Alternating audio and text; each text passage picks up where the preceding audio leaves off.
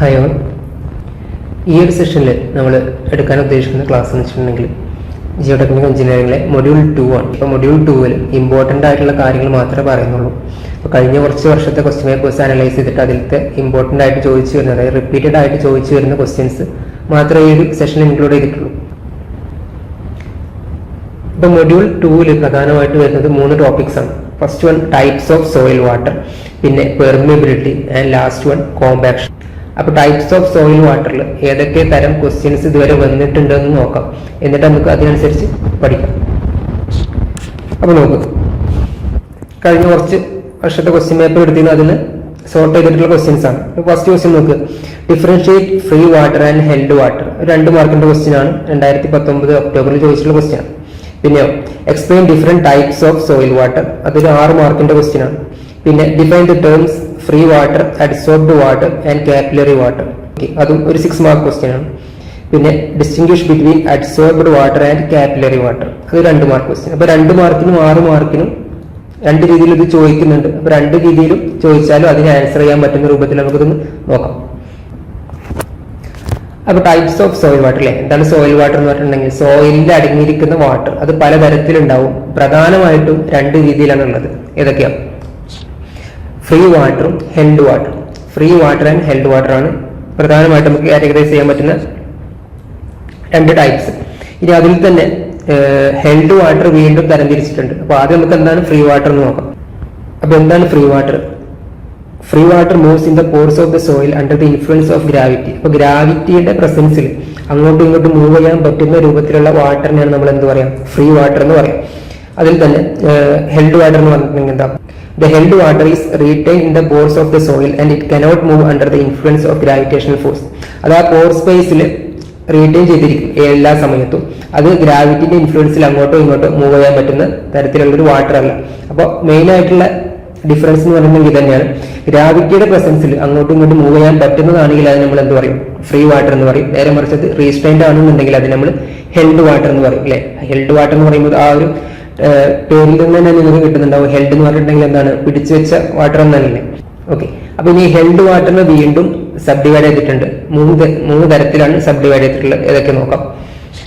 First one structural water, next one is adsorbed water or hygroscopic water, and last one capillary water. അപ്പോൾ held വാട്ടറിനെ വീണ്ടും തരംതിരിച്ചിട്ടുണ്ട്. ഏതൊക്കെയാ? Structural, adsorbed and capillary water. ഇനി അത് ഓരോന്നിനെ കുറിച്ചും just 1-2 points നോക്കാം. അപ്പൊ first structural water എന്താ പറഞ്ഞിട്ടുള്ളത്? It is a chemically combined water in the crystal structure of the mineral of the soil. അപ്പൊ ക്രിസ്റ്റലൈൻ സ്ട്രക്ചറിൽ ഓൾറെഡി കെമിക്കലായിട്ട് കമ്പൈൻ ചെയ്തിട്ടുള്ള വാട്ടറിനാണ് നമ്മൾ എന്ത് പറയാം? സ്ട്രക്ചറൽ വാട്ടർ എന്ന് പറയാം. This water cannot be removed without breaking the structure of the mineral അല്ലെ. നമ്മൾ സോയിലിന്റെ സ്ട്രക്ചർ ഒക്കെ മുന്നേ പഠിച്ചിട്ടുണ്ട്. അപ്പൊ ആ സ്ട്രക്ചർ നമുക്ക് ബ്രേക്ക് ചെയ്തെങ്കിൽ മാത്രമേ എന്ത് ചെയ്യാൻ പറ്റുള്ളൂ? ഈ വാട്ടറിനെ നമുക്ക് റിലീസ് ചെയ്യാനായിട്ട് സാധിക്കുള്ളൂ. അടുത്ത പോയിന്റ് എന്താ? The temperature of more than 300 degree Celsius is required for removing the structural water. അതായത് 300 ഡിഗ്രി സെൽഷ്യസിനേക്കാളും കൂടുതൽ ടെമ്പറേച്ചർ വന്നെങ്കിൽ മാത്രമേ എന്ത് ചെയ്യാൻ പറ്റുള്ളൂ? ഈ വാട്ടറിനെ നമുക്ക് റിമൂവ് ചെയ്യാൻ പറ്റത്തുള്ളൂ. ഇനി അടുത്തത്, in soil engineering the structural water is considered as an integral part of the soil solid എന്ന് പറഞ്ഞിട്ടുണ്ടെങ്കിൽ നമുക്കറിയാം, നമ്മുടെ 3 ഫേസ് ഡയഗ്രാം ഒക്കെ വരയ്ക്കാറുണ്ട് അല്ലെ. സോയിലിന്റെ 3 ഫേസ് ഡയഗ്രാമത്തിൽ ഏറ്റവും ബോട്ടത്തിൽ സോയിൽ സോളിഡ്, പിന്നെ വാട്ടർ ആൻഡ് മുകളിൽ എയർ എന്ന് പറഞ്ഞിട്ടുണ്ട്. അപ്പൊ അതിൽ നമ്മൾ സോളിഡിന്റെ പാർട്ടിലാണ് നമ്മൾ എന്ത് കൺസിഡർ ചെയ്യുന്നത്? ഈ സ്ട്രക്ചറൽ വാട്ടറിനെ കൺസിഡർ ചെയ്യുന്നത്. ഇപ്പൊ 3 പോയിന്റ്സ് ആണ് ഇവിടെ പറഞ്ഞിട്ടുള്ളത്. സ്ട്രക്ചറൽ വാട്ടറിന്റെ കീഴിൽ എന്തൊക്കെയാണ് പറഞ്ഞിട്ടുള്ളത്? ഒന്ന് കെമിക്കലി കമ്പൈൻഡ് വാട്ടർ ആണ്, അതായത് ക്രിസ്റ്റലൈൻ സ്ട്രക്ചറിൽ ഓൾറെഡി ഇൻക്ലൂഡ് ആയിട്ടുള്ള വാട്ടർ ആണ് എന്ത്? Structural water. ആ മിനറൽ ബ്രേക്ക് ചെയ്തെങ്കിൽ മാത്രമേ നമുക്ക് ഈ ഒരു വാട്ടർ റിലീസ് ചെയ്യാനായിട്ട് സാധിക്കുള്ളൂ. രണ്ടാമത്തെ പോയിന്റ് എന്ന് പറഞ്ഞിട്ടുള്ളത് 300 ഡിഗ്രി സെൽഷ്യസിനേക്കാളും കൂടുതൽ ഹീറ്റ് കൊടുത്താൽ മാത്രമേ എന്ത് ചെയ്യാൻ പറ്റുള്ളൂ? ഈ വാട്ടർ നമുക്ക് റിമൂവ് ചെയ്യാനായിട്ട് സാധിക്കുള്ളൂ. മൂന്നാമത്തെ പോയിന്റ് പറഞ്ഞു, നമ്മൾ 3 ഫേസ് ഡയഗ്രാം കൺസിഡർ ചെയ്യുന്ന സമയത്ത് സോയിൽ സോളിഡിന്റെ ഭാഗമായിട്ടാണ് നമ്മൾ ഈ സ്ട്രക്ചറൽ വാട്ടറിനെ കൺസിഡർ ചെയ്യുന്നത്. കാരണം ഈ ഒരു സോയിൽ മിനറലിനോട് കൂടി അറ്റാച്ച് ചെയ്തിട്ടുള്ള വാട്ടർ ആണ് എന്ത്? Structural water. ഇനി അടുത്ത നമുക്ക് അഡ്സോർബ്ഡ് വാട്ടർ എന്താ നോക്കാം. The water held by electrochemical forces existing on the soil surface is known as adsorbed water. അപ്പൊ ഇവിടെ 2 കാര്യങ്ങൾ ശ്രദ്ധിക്കേണ്ടത്. അപ്പൊ ഇവിടെ വാട്ടർ എങ്ങനെയാണ് ഹെൽഡ് ചെയ്ത് വെച്ചിട്ടുള്ളത്? ഇലക്ട്രോകെമിക്കൽ ഫോഴ്സുകൾ വഴിയാണ്. അതോടൊപ്പം തന്നെ അവിടെ ശ്രദ്ധിക്കേണ്ട മറ്റൊരു കാര്യമാണ് existing on the soil surface. Soil സർഫസിൽ എക്സിസ്റ്റ് ചെയ്യുന്ന വാട്ടർ ആണ് എന്ത്? Adsorbed water. ഇനി രണ്ടാമത്തെ പോയിന്റ് നോക്ക്, the adsorbed water is important only for clayey soil. അപ്പൊ ക്ലേയി സോയിലിൽ മാത്രമാണ് ഇത് പ്രധാനമായിട്ട് നമ്മൾ കൺസിഡർ ചെയ്യുന്നത്, ഏത് അഡ്സോർബ്ഡ് വാട്ടർ. നേരെ മറിച്ച് കോസ്റ്റ് ഗ്രെയിൻ സോയിലിന് അത് നെഗ്ലിജിബിൾ ആണ്, അല്ലെങ്കിൽ നമുക്കത് സീറോ ആയിട്ട് തന്നെ കൺസിഡർ ചെയ്യാം. അതാണ് അടുത്ത പോയിന്റ് പറയുന്നത്. ഫോർ കോസ്റ്റ് grain soil its amount is negligible or zero. ഇനി അടുത്ത പോയിന്റ് നോക്കാം. The adsorbed water is also sometimes called hygroscopic water. അപ്പോൾ അഡ്സോർബ്ഡ് വാട്ടർ നമുക്ക് വേറൊരു പേരുണ്ട്, എന്താണ്? Hygroscopic water. The amount of water in an air-dried soil is defined as hygroscopic water. അപ്പോൾ ഒരു എയർ ഡ്രൈഡ് സോയിലിന്റെ എത്രത്തോളം വാട്ടർ പിന്നെ റിമെയിൻ ചെയ്തിട്ടുണ്ടോ ആ ഒരു റിമെയിൻ ചെയ്ത വാട്ടർ എന്താണ്? അഡ്സോർബ്ഡ് വാട്ടർ ആണ്. കാരണം നമ്മുടെ എയർ ഡ്രൈഡ് സോയിൽ നമ്മൾ ഓൾറെഡി പറഞ്ഞിട്ടുണ്ടായിരുന്നു ഫ്രീ വാട്ടറിലെ, ആ ഫ്രീ വാട്ടർ എയർ ഡ്രൈ ചെയ്ത് കഴിഞ്ഞാൽ അത് പോകും. ഒപ്പം നമ്മൾ ഇനി പറയാനിരിക്കുന്ന കാപ്പിലറി വാട്ടറും വൺസ് നമ്മൾ എയർ ഡ്രൈ ചെയ്താൽ റിമൂവ് ആയിട്ട് പോകും. അപ്പൊ ഇനി ബാക്കിയുള്ളത് എന്തൊക്കെയാണ് വാട്ടേഴ്സ് ഉള്ളത്? നമ്മൾ പഠിച്ച 3 കാര്യങ്ങൾ ഇപ്പൊ ആദ്യം ഏതൊക്കെ പറഞ്ഞിട്ടുണ്ടായിരുന്നു. ഒന്ന് ഫ്രീ വാട്ടർ പറഞ്ഞു, ഹെൽഡ് വാട്ടറിൽ തന്നെ 3 കാര്യങ്ങൾ പറഞ്ഞു. ഏതൊക്കെയാ? സ്ട്രക്ചറിൽ ഇപ്പൊ ഈ പറയുന്ന അഡ്സോർബ്ഡ് വാട്ടർ, ഇനി പറയാനിരിക്കുന്ന കാപ്പിലറി വാട്ടർ. അപ്പോൾ എയർ ഡ്രൈഡ് കേസിലാണെന്നുണ്ടെങ്കിൽ അവിടെ ഫ്രീ വാട്ടറും റിമൂവ് ആയി പോയിട്ടുണ്ടാവും, ഒപ്പം എന്ത് പോയിട്ടുണ്ടാവും? കാപ്പിലറി വാട്ടറും പോയിട്ടുണ്ടാവും. പിന്നെ ഇനി ബാക്കിയുള്ളത് ഏതാ?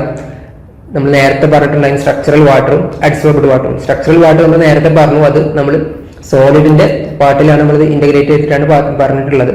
ഇനി ഇവിടെ നമുക്ക് ബാക്കിയുള്ളത് ഏതാ? അഡ്സോർബ്ഡ് വാട്ടർ മാത്രമേ ഉള്ളൂ. അപ്പോൾ എയർ ഡ്രൈഡ് സാമ്പിളിൽ ബാക്കിയുള്ള വാട്ടർ എന്ന് വെച്ചിട്ടുണ്ടെങ്കിൽ അത് അഡ്സോർബ്ഡ് വാട്ടർ ആണ്, അല്ലെങ്കിൽ ഹൈഗ്രോസ്കോപ്പിക് വാട്ടർ ആണ്. Okay. Since air drying removes capillary water and free water, the remaining water is approximately equal to adsorbed water. അപ്പൊ ഇവിടെ പറഞ്ഞിട്ടുണ്ട് അപ്രോക്സിമേറ്റ്ലി എന്ന് പറഞ്ഞിട്ടുണ്ട്. അതിന് കാരണം എന്താണ്? ഇവിടെ അഡ്സോർബ്ഡ് വാട്ടർ ഉണ്ട് പ്ലസ് സ്ട്രക്ചറൽ വാട്ടറും ഉണ്ട്. പക്ഷേ സ്ട്രക്ചറൽ വാട്ടർ നമ്മൾ കൺസിഡർ ചെയ്യുന്നില്ല. ഓക്കെ, അതുകൊണ്ടാണ് ഇവിടെ അപ്രോക്സിമേറ്റ്ലി എന്നുള്ള വേർഡ് യൂസ് ചെയ്തിട്ടുള്ളത്. ഇനി അടുത്തത് നമ്മൾ പറഞ്ഞു കാപ്പിലറി വാട്ടർ ആണ്. അപ്പൊ കാപ്പിലറി വാട്ടർ എന്ന് വെച്ചിട്ടുണ്ടെങ്കിൽ എന്താ? നമ്മൾ മുന്നേ പഠിച്ചിട്ടുണ്ട് കാപ്പിലറി ആക്ഷൻ, അല്ലെ? കാപ്പിലറി ആക്ഷൻ എന്ന് പറഞ്ഞിട്ടുണ്ടെങ്കിൽ എന്താ? നോക്കൂ, the water held in the interstices of soils due to the capillary forces is called capillary water. അപ്പൊ നേരത്തെ നമ്മൾ വോയിഡ്സിന്റെ കാര്യങ്ങൾ പറഞ്ഞിട്ടുണ്ടായിരുന്നു. അപ്പൊ വോയിഡ്സിൽ മൈന്യൂട്ട് ആയിട്ടുള്ള വോയിഡ്സുകളിൽ നിൽക്കുന്ന വാട്ടർ, അതായത് കാപ്പിലറി ആക്ഷൻ വഴി ആ ഒരു വോയിഡ് സ്പേസിൽ തങ്ങി നിൽക്കുന്ന വാട്ടറിനാണ് നമ്മൾ എന്ത് പറയാ? കാപ്പിലറി വാട്ടർ എന്ന് പറയാം. അപ്പൊ ടൈപ്സ് ഓഫ് സോയിൽ വാട്ടർ നമ്മളിവിടെ പറഞ്ഞത്, അല്ലെ? Types of soil water. Soil water ഇപ്പൊ നമ്മൾ ഏതൊക്കെ രീതിയിലാണ് ക്ലാസിഫൈ ചെയ്തിട്ടുള്ളത്? 2 തരമാണ് മെയിൻ ആയിട്ട് നമ്മൾ പറഞ്ഞു, ഫ്രീ വാട്ടറും അതുപോലെ ഹെൽഡ് വാട്ടറും. ഇപ്പൊ ഫ്രീ വാട്ടർ എന്ന് പറഞ്ഞിട്ടുണ്ടെങ്കിൽ എന്തായിരുന്നു? ഗ്രാവിറ്റി കാരണം അങ്ങോട്ടും ഇങ്ങോട്ടും മൂവ് ചെയ്യാൻ സാധിക്കുന്ന വാട്ടറിനെയാണ് നമ്മൾ എന്ത് പറയാം? ഫ്രീ വാട്ടർ എന്ന് പറയാം. നേരെ മറിച്ച് ഹെൽഡ് വാട്ടർ ആണെങ്കിൽ നേരെ ഓപ്പോസിറ്റ്, നമ്മൾ ആ ഇന്റർസ്റ്റിസസിൽ അല്ലെങ്കിൽ സോയിലിന്റെ വോയിഡ്സുകളിലൂടെ അങ്ങോട്ടും ഇങ്ങോട്ടും മൂവ് ചെയ്യാൻ സാധിക്കാത്ത വാട്ടറാണ് നമ്മൾ എന്ത് പറയാം? ഹെൽഡ് വാട്ടർ എന്ന് പറയാം. അപ്പൊ ഈ ഹെൽഡ് വാട്ടറിന് വീണ്ടും 3 ആയിട്ട് തരംതിരിച്ചിട്ടുണ്ട്. ഏതൊക്കെ നമ്മൾ പറഞ്ഞത്? ഒന്ന് സ്ട്രക്ചറൽ വാട്ടർ, 2 അഡ്സോർബ്ഡ്, പിന്നെ 3 കാപ്പിലറി വാട്ടർ. അപ്പൊ അത് 3 ആ രീതിയിൽ തന്നെ പഠിച്ചു വെക്കുക. ഓരോന്നിനും കീഴിൽ 1-2 പോയിന്റ്സ്, മിനിമം 2 പോയിന്റെങ്കിലും പഠിച്ചു വെക്കുക. അല്ലെങ്കിൽ മാത്രമേ നിങ്ങൾക്ക് 6 മാർക്കിന് വേണ്ടി ചോദിച്ചു കഴിഞ്ഞിട്ടുണ്ടെങ്കിൽ ഈ എല്ലാ പോയിന്റ്സുകളും എഴുതാനായിട്ട് സാധിക്കുള്ളൂ. ഇനി അടുത്ത ടോപ്പിക്ക് നോക്കാം. അപ്പൊ നേരത്തെ പറഞ്ഞിട്ടുണ്ടായിരുന്നു രണ്ടാമത്തെ ടോപ്പിക് എന്ന് വെച്ചിട്ടുണ്ടെങ്കിൽ അത് പെർമിബിലിറ്റി ഓഫ് സോയിലാണ്. അപ്പൊ ആദ്യം നമുക്ക് പെർമിബിലിറ്റി എന്താണെന്ന് പറയാം. അപ്പൊ എന്താണ് permeability? The ability of soil to allow flow of water through it is called permeability of soil. അപ്പൊ എന്താ പറഞ്ഞിട്ടുള്ളത്? ഒരു സോയിലിന്റെ ഒരു എബിലിറ്റിയാണ്. അപ്പൊ എന്തിനു വേണ്ടിയിട്ടുള്ള എബിലിറ്റിയാണ്? To allow the flow of water, വാട്ടറിന്റെ ഫ്ലോവിനെ അലോ ചെയ്യാനുള്ള എബിലിറ്റിക്കാണ് നമ്മൾ എന്ത് പറയാ? പെർമിബിലിറ്റി. അപ്പൊ നമ്മളിവിടെ പഠിക്കുന്നത് സോയിലിന്റെ കേസിലാണ്. അതുകൊണ്ട് തന്നെ ഇപ്പൊ ഇവിടെ നമ്മൾ പറയുന്നത് സോയിലിനെ ബേസ് ചെയ്തിട്ടാണ്. അപ്പൊ സോയിലിന്റെ പ്രോപ്പർട്ടിയാണ് ഇത് പെർമിബിലിറ്റി. അപ്പൊ എന്ത് പ്രോപ്പർട്ടിയാണ്? ആ സോയിലിനുള്ളിലൂടെ വാട്ടറിനെ പാസ് ചെയ്യാൻ സാധിക്കുന്ന, അല്ലെങ്കിൽ അതിനെ അലോ ചെയ്യുന്ന ഒരു പ്രോപ്പർട്ടി, അല്ലെങ്കിൽ അതിന്റെ എബിലിറ്റിക്കാണ് നമ്മൾ എന്ത് പറയാം? പെർമിബിലിറ്റി എന്ന് പറയും. അപ്പൊ എന്തുകൊണ്ടാണ് സോയിലിന്റെ ഉള്ളിലൂടെ വാട്ടർ മൂവ് ചെയ്യാൻ സാധിക്കുന്നത്? മെയിനായിട്ട് 2 കാര്യങ്ങളാണുള്ളത്, അല്ലെ? വോയിഡ് സ്പേസ് ഉള്ളത് കൊണ്ടാണ്. വോയിഡ് ഉള്ളത് കൊണ്ട് മാത്രമാണ് എന്ത് അതിനുള്ളിലൂടെ വാട്ടറിന് പാസ് ചെയ്യാൻ സാധിക്കുന്നത്. അപ്പോൾ വോയിഡ്സ് ഉണ്ടായാൽ മാത്രം മതിയോ? പോരാ, വേറെന്ത് വേണം? ആ വോയിഡ്സുകൾ തമ്മിൽ ഇന്റർ കണക്റ്റഡ് കൂടെ ആയിരിക്കണം, അല്ലെ? നമുക്കറിയാം വോയിഡ്സുകൾ ഉണ്ടായിരിക്കണം. ഒപ്പം ആ വോയിഡ്സുകൾ തമ്മിൽ ഇന്റർ കണക്റ്റഡ് ആയിട്ടുണ്ടെങ്കിൽ മാത്രമേ വാട്ടറിന് ഒരു പൊസിഷനിൽ നിന്ന് അടുത്ത പൊസിഷനിലോട്ട് ഫ്ലോ ചെയ്യാനായിട്ട് സാധിക്കുള്ളൂ. അപ്പോൾ ആ 2 കാര്യങ്ങൾ പ്രധാനമായിട്ട് നിങ്ങൾ ശ്രദ്ധിക്കണം. ഇതോടുകൂടി തന്നെ ഓർമ്മയിൽ വെക്കണം. ഇന്റർസ്റ്റിസസ് അല്ലെങ്കിൽ വോയിഡ്സ് വേണം. അപ്പോൾ വോയിഡ്സ് ഉണ്ടാകുന്നതോടൊപ്പം തന്നെ ആ വോയിഡ്സുകൾ തമ്മിൽ ഇന്റർ കണക്റ്റഡ് കൂടെ ആയിരിക്കണം. ഇനി നമുക്ക് ഈ പെർമിബിലിറ്റി എന്ന് പറഞ്ഞ ടോപ്പിക്കിൽ സബ് ടോപ്പിക്സ് വരുന്നത് 4 ടോപ്പിക്സുകളാണ്. ഒന്ന് ഡാർസീസ് ലോ. ഡാർസീസ് ലോ എന്താണെന്ന് നമുക്ക് പറയണം.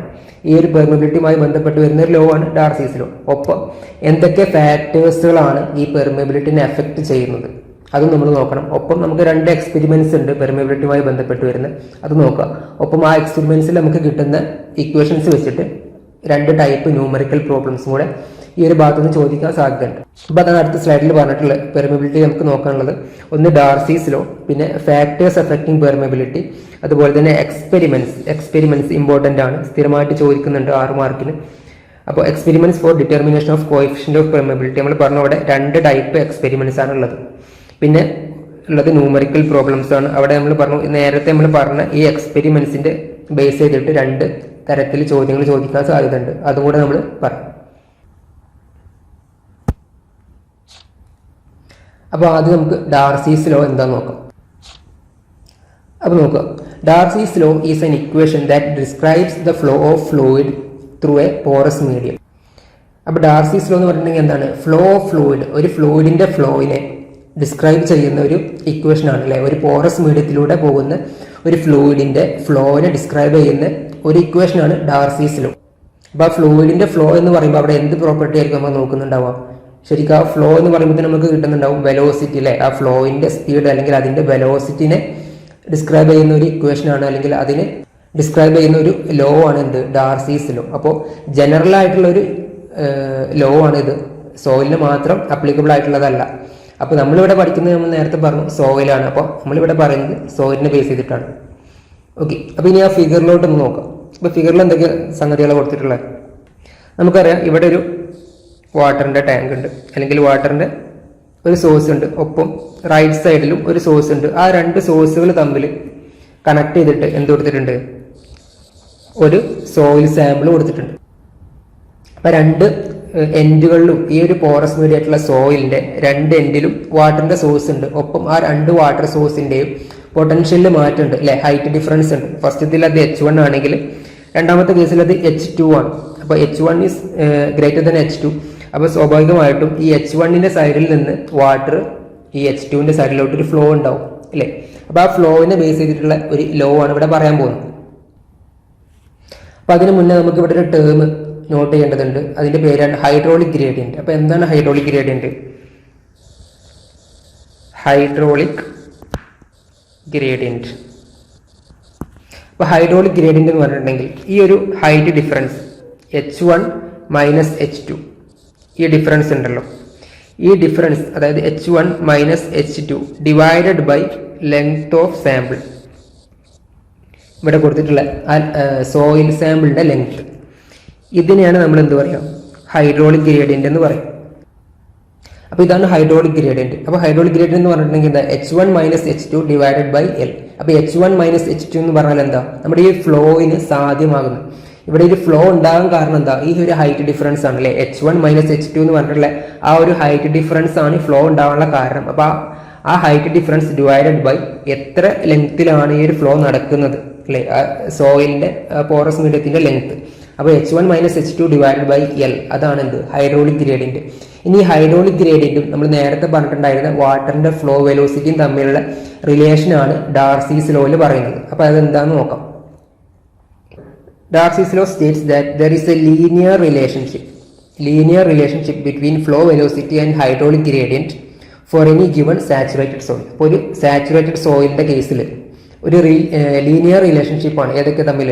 ഫ്ലോ വെലോസിറ്റിയും അതുപോലെ നമ്മൾ നേരത്തെ പറഞ്ഞ ഹൈഡ്രോളിക് ഗ്രേഡിയന്റും. ഓക്കെ, അപ്പോൾ അതാണ് തൊട്ട് താഴെ കൊടുത്തിട്ടുള്ളത്. V is directly proportional to I raised to 1 ആണ്, കാരണം ഇവിടെ ലീനിയർ റിലേഷൻഷിപ്പ് ആണ്.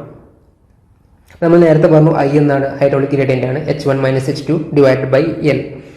ഇനി നോക്കുക, നമ്മൾ ആ ഒരു പ്രപ്പോർഷണാലിറ്റി നമ്മൾ ഒഴിവാക്കാൻ വേണ്ടിയിട്ടാണ് നമ്മൾ എന്ത് യൂസ് ചെയ്യുന്നത്?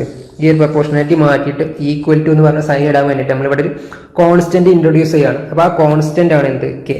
V is equal to KI എന്നായി. ഓക്കെ, അപ്പോൾ ഈ Kക്കാണ് നമ്മൾ എന്ത് പറയാം? Coefficient of permeability. അപ്പോൾ ഒന്നുകൂടി പറയാണ്, ഡാർസീസ് ലോ എന്താ പറഞ്ഞിട്ടുള്ളത്? ഒരു ലീനിയർ റിലേഷൻഷിപ്പാണ് അല്ലെ. ഒരു സാച്ചുറേറ്റഡ് സോയിലിന്റെ കേസിൽ ലീനിയർ റിലേഷൻഷിപ്പാണ് ഏതൊക്കെ തമ്മിൽ, ഫ്ലോ വെലോസിറ്റിയും, അതായത് ആ ഒരു സാച്ചുറേറ്റഡ് ആയിട്ടുള്ള സോയിലിന്റെ ഉള്ളിലൂടെ പാസ് ചെയ്യുന്ന വാട്ടറിന്റെ വെലോസിറ്റിയും ഈ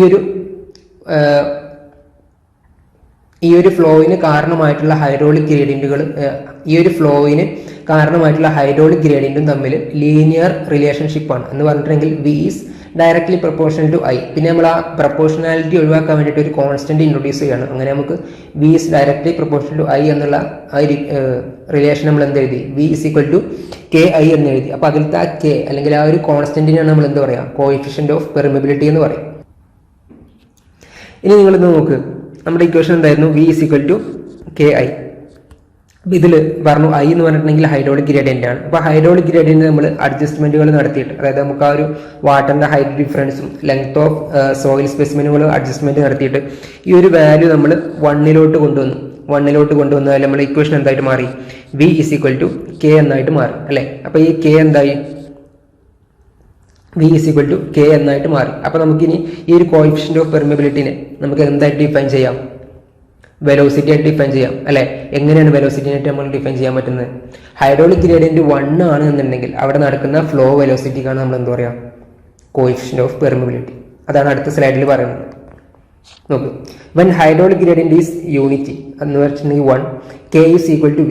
Thus the coefficient of permeability or simply permeability is defined as average velocity of flow. അപ്പോൾ permeability of soil എന്ന് പറഞ്ഞിട്ടുണ്ടെങ്കിൽ എന്താണ്, average velocity of flow that will occur through the total cross-sectional area of soil under unit hydraulic gradient. അപ്പോൾ hydraulic gradient unit ആണെങ്കിൽ അല്ലെങ്കിൽ 1 ആണെന്നുണ്ടെങ്കിൽ അവിടെ നടക്കുന്ന ഒരു ആവറേജ് ഫ്ലോ വെലോസിറ്റിക്കാണ് നമ്മൾ എന്താ പറയാ, കോഎഫിഷ്യന്റ് ഓഫ് പെർമിബിലിറ്റി അല്ലെങ്കിൽ പെർമിബിലിറ്റി എന്ന് പറയും. അപ്പോൾ സ്വാഭാവികമായിട്ടും വെലോസിറ്റിന്റെ അതേ യൂണിറ്റ് തന്നെയാണ് എന്തിനും വരിക, പെർമിബിലിറ്റിക്കും വരും. അതാണ് അടുത്ത് പറഞ്ഞിട്ടുള്ളത്.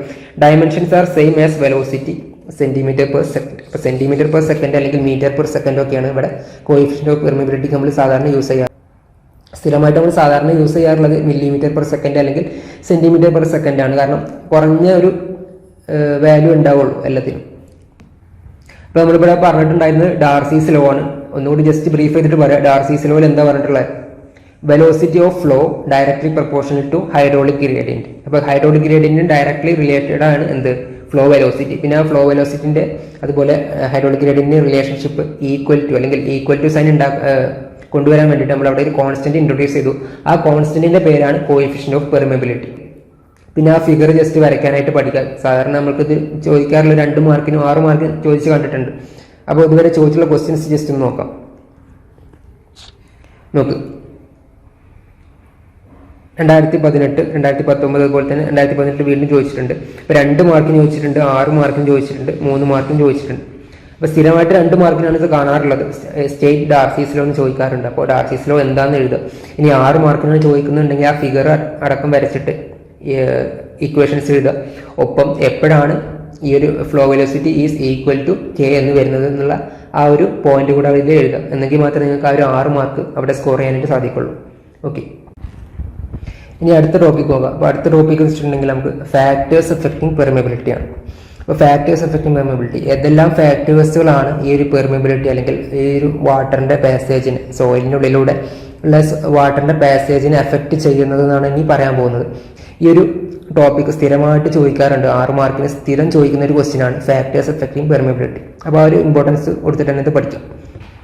അപ്പോൾ ജസ്റ്റ് ആ ഫാക്ടേഴ്സുകൾ മാത്രം ഒന്ന് നോക്ക്. നമ്മളിവിടെ കൊടുത്തിട്ടുണ്ട് 9 ഫാക്ടേഴ്സുകൾ കൊടുത്തിട്ടുണ്ട്. ഏതൊക്കെയാണ്?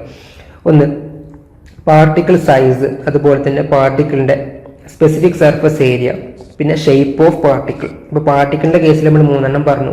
ഏതൊക്കെയാണ്? പാർട്ടിക്കിളിന്റെ സൈസ്, അതിന്റെ സ്പെസിഫിക് സർഫസ് ഏരിയ, പിന്നെ പാർട്ടിക്കിളിന്റെ ഷേപ്പ്. അതുപോലെ തന്നെ ഇനി void ratio, soil structure, degree of saturation, പിന്നെ വാട്ടറിന്റെ കേസിൽ properties of water, adsorbed water, last one organic matter. അപ്പോൾ 9 പ്രോപ്പർട്ടീസുകൾ പറഞ്ഞു. ഫസ്റ്റ് നമ്മൾ പ്രോപ്പർട്ടീസ് ഓഫ് പാർട്ടിക്കിൾ പറഞ്ഞു. ഏതൊക്കെയാണ്? പാർട്ടിക്കിളിന്റെ സൈസ്, അതിന്റെ ഏരിയ, ഒപ്പം ഷേപ്പ്. പിന്നെ പറഞ്ഞിട്ടുള്ള ഏതാ? വോയിഡ് റേഷ്യോ, സോയിൽ സ്ട്രക്ചർ, അതുപോലെ തന്നെ ഡിഗ്രി ഓഫ് സാച്ചുറേഷൻ. പിന്നെ ലാസ്റ്റ് വാട്ടറിന്റെ പ്രോപ്പർട്ടി പറഞ്ഞു, പ്രോപ്പർട്ടീസ് ഓഫ് വാട്ടർ, അഡ്സോർബ്ഡ് വാട്ടറും, ലാസ്റ്റ് ഓർഗാനിക് മാറ്ററും. അപ്പോൾ ഇത്രയും ഫാക്ടേഴ്സുകളാണ് ഈ ഒരു പെർമിബിലിറ്റിനെ എഫക്ട് ചെയ്യുന്നത്. ഇനി നമുക്ക് ഓരോ ഫാക്ടേഴ്സുകളും ഏതൊക്കെ തരത്തിലാണ് അല്ലെങ്കിൽ ഏതൊക്കെ രീതിയിലാണ് എഫക്ട് ചെയ്യുന്നത് ജസ്റ്റ് ഒന്ന് നോക്കാം. അപ്പോൾ ആദ്യം പാർട്ടിക്കിൾ സൈസ് എന്താ പറഞ്ഞിട്ടുള്ളത്? പാർട്ടിക്കിൾ സൈസ് നമുക്ക് ആലോചിച്ചാൽ തന്നെ കിട്ടും അല്ലേ. നമ്മൾ ആ ഒരു സോയിലിന്റെ പാർട്ടിക്കിളിന്റെ സൈസ് കൂടുകയാണെന്നുണ്ടെങ്കിൽ, പാർട്ടിക്കിളിന്റെ സൈസ് കൂടുകയാണെങ്കിൽ സ്വാഭാവികമായിട്ട് എന്ത് സംഭവിക്കും? രണ്ട് പാർട്ടിക്കിൾസ് അല്ലെങ്കിൽ കുറച്ച് പാർട്ടിക്കിൾസിന്റെ ഇടയിലൂടെ നല്ല വോയിഡ് സ്പേസ് ഉണ്ടാവാൻ സാധ്യതയുണ്ട്. അവിടെ എന്ത് സംഭവിക്കും? പെർമിബിലിറ്റി കൂടും അല്ലെ. അത് തന്നെയാണ് ഇവിടെ പറഞ്ഞിട്ടുള്ളത്. The coefficient of permeability of soil is proportional to square of particle size. ഇപ്പോൾ പാർട്ടിക്കിൾ സൈസിന്റെ സ്ക്വയറിന് പ്രൊപ്പോർഷണൽ ആണ്. ഒപ്പം the permeability of coarse grained soil is very large as compared to that of fine grained soil.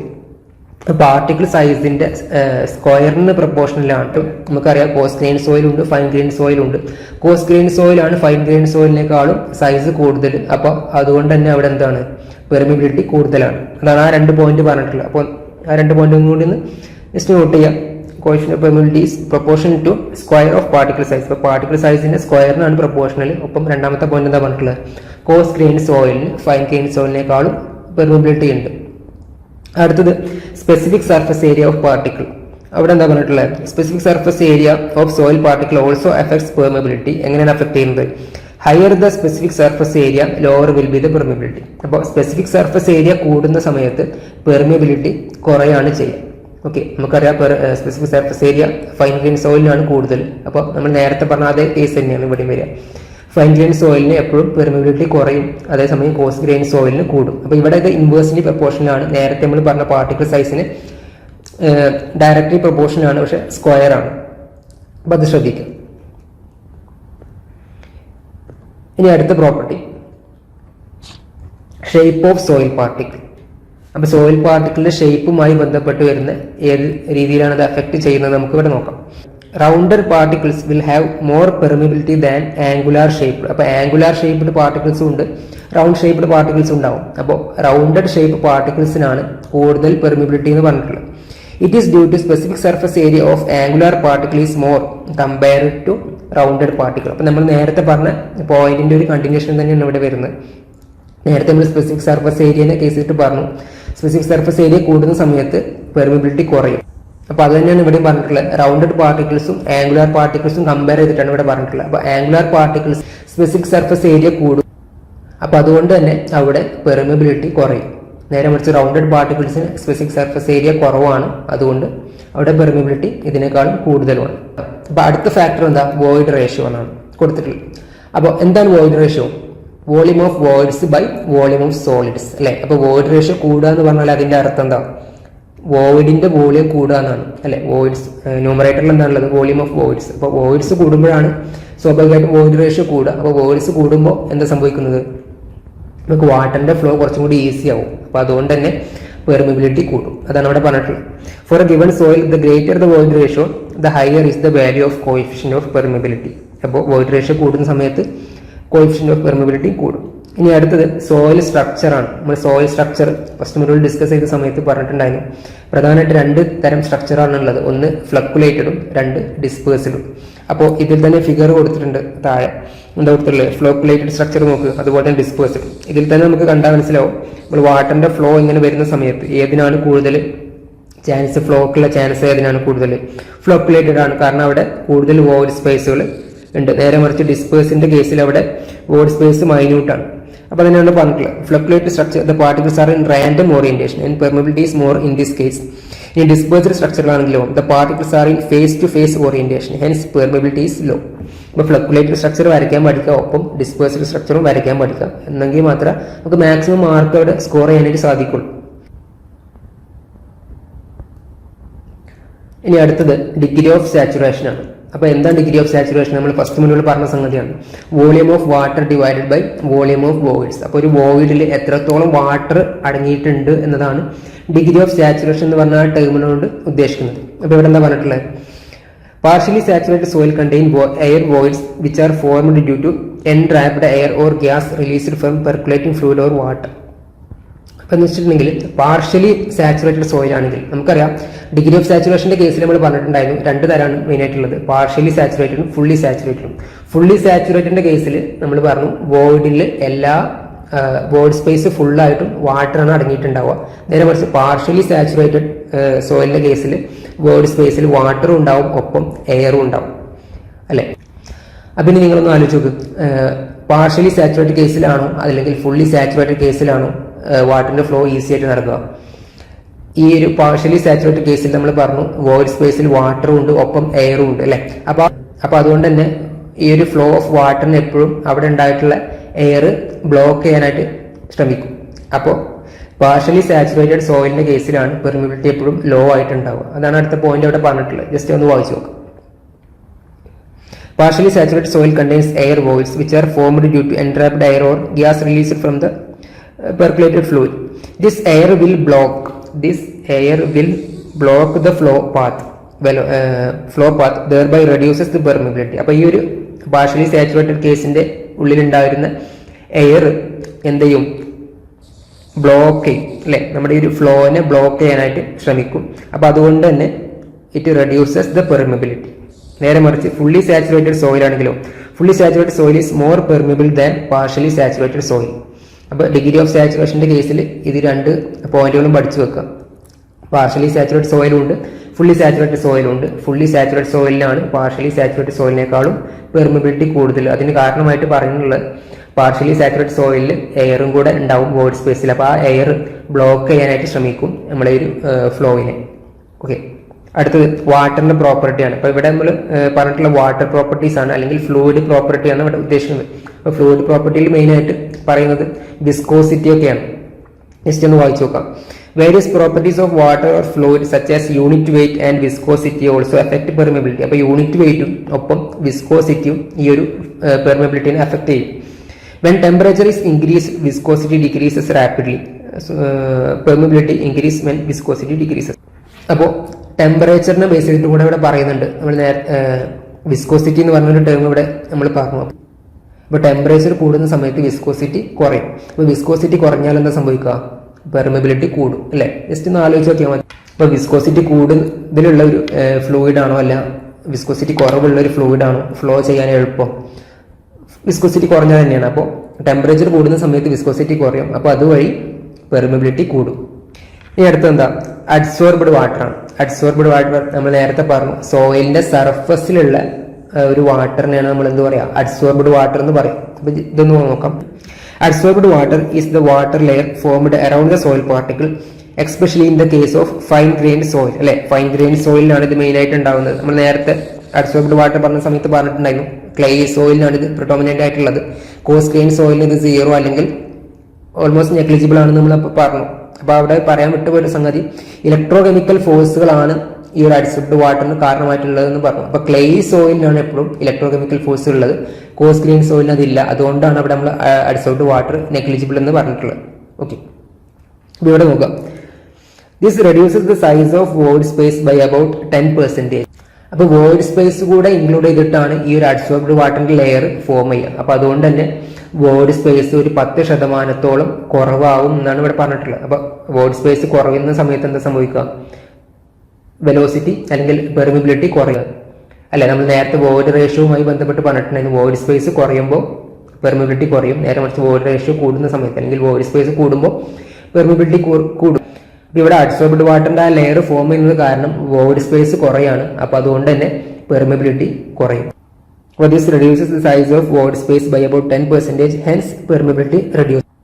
ഇനി last ഒരു organic matter എന്ന് കൂടെ നമ്മൾ പറഞ്ഞിട്ടുണ്ടായിരുന്നു. അപ്പോൾ presence of organic matter decreases permeability. This is due to the blockage of voids by organic matter. ഈ ഒരു സോയിലിൽ കുറച്ച് ഓർഗാനിക് മാറ്റേഴ്സ് അടങ്ങിയിട്ടുണ്ട് എന്നുണ്ടെങ്കിൽ എന്താ സംഭവിക്കുക?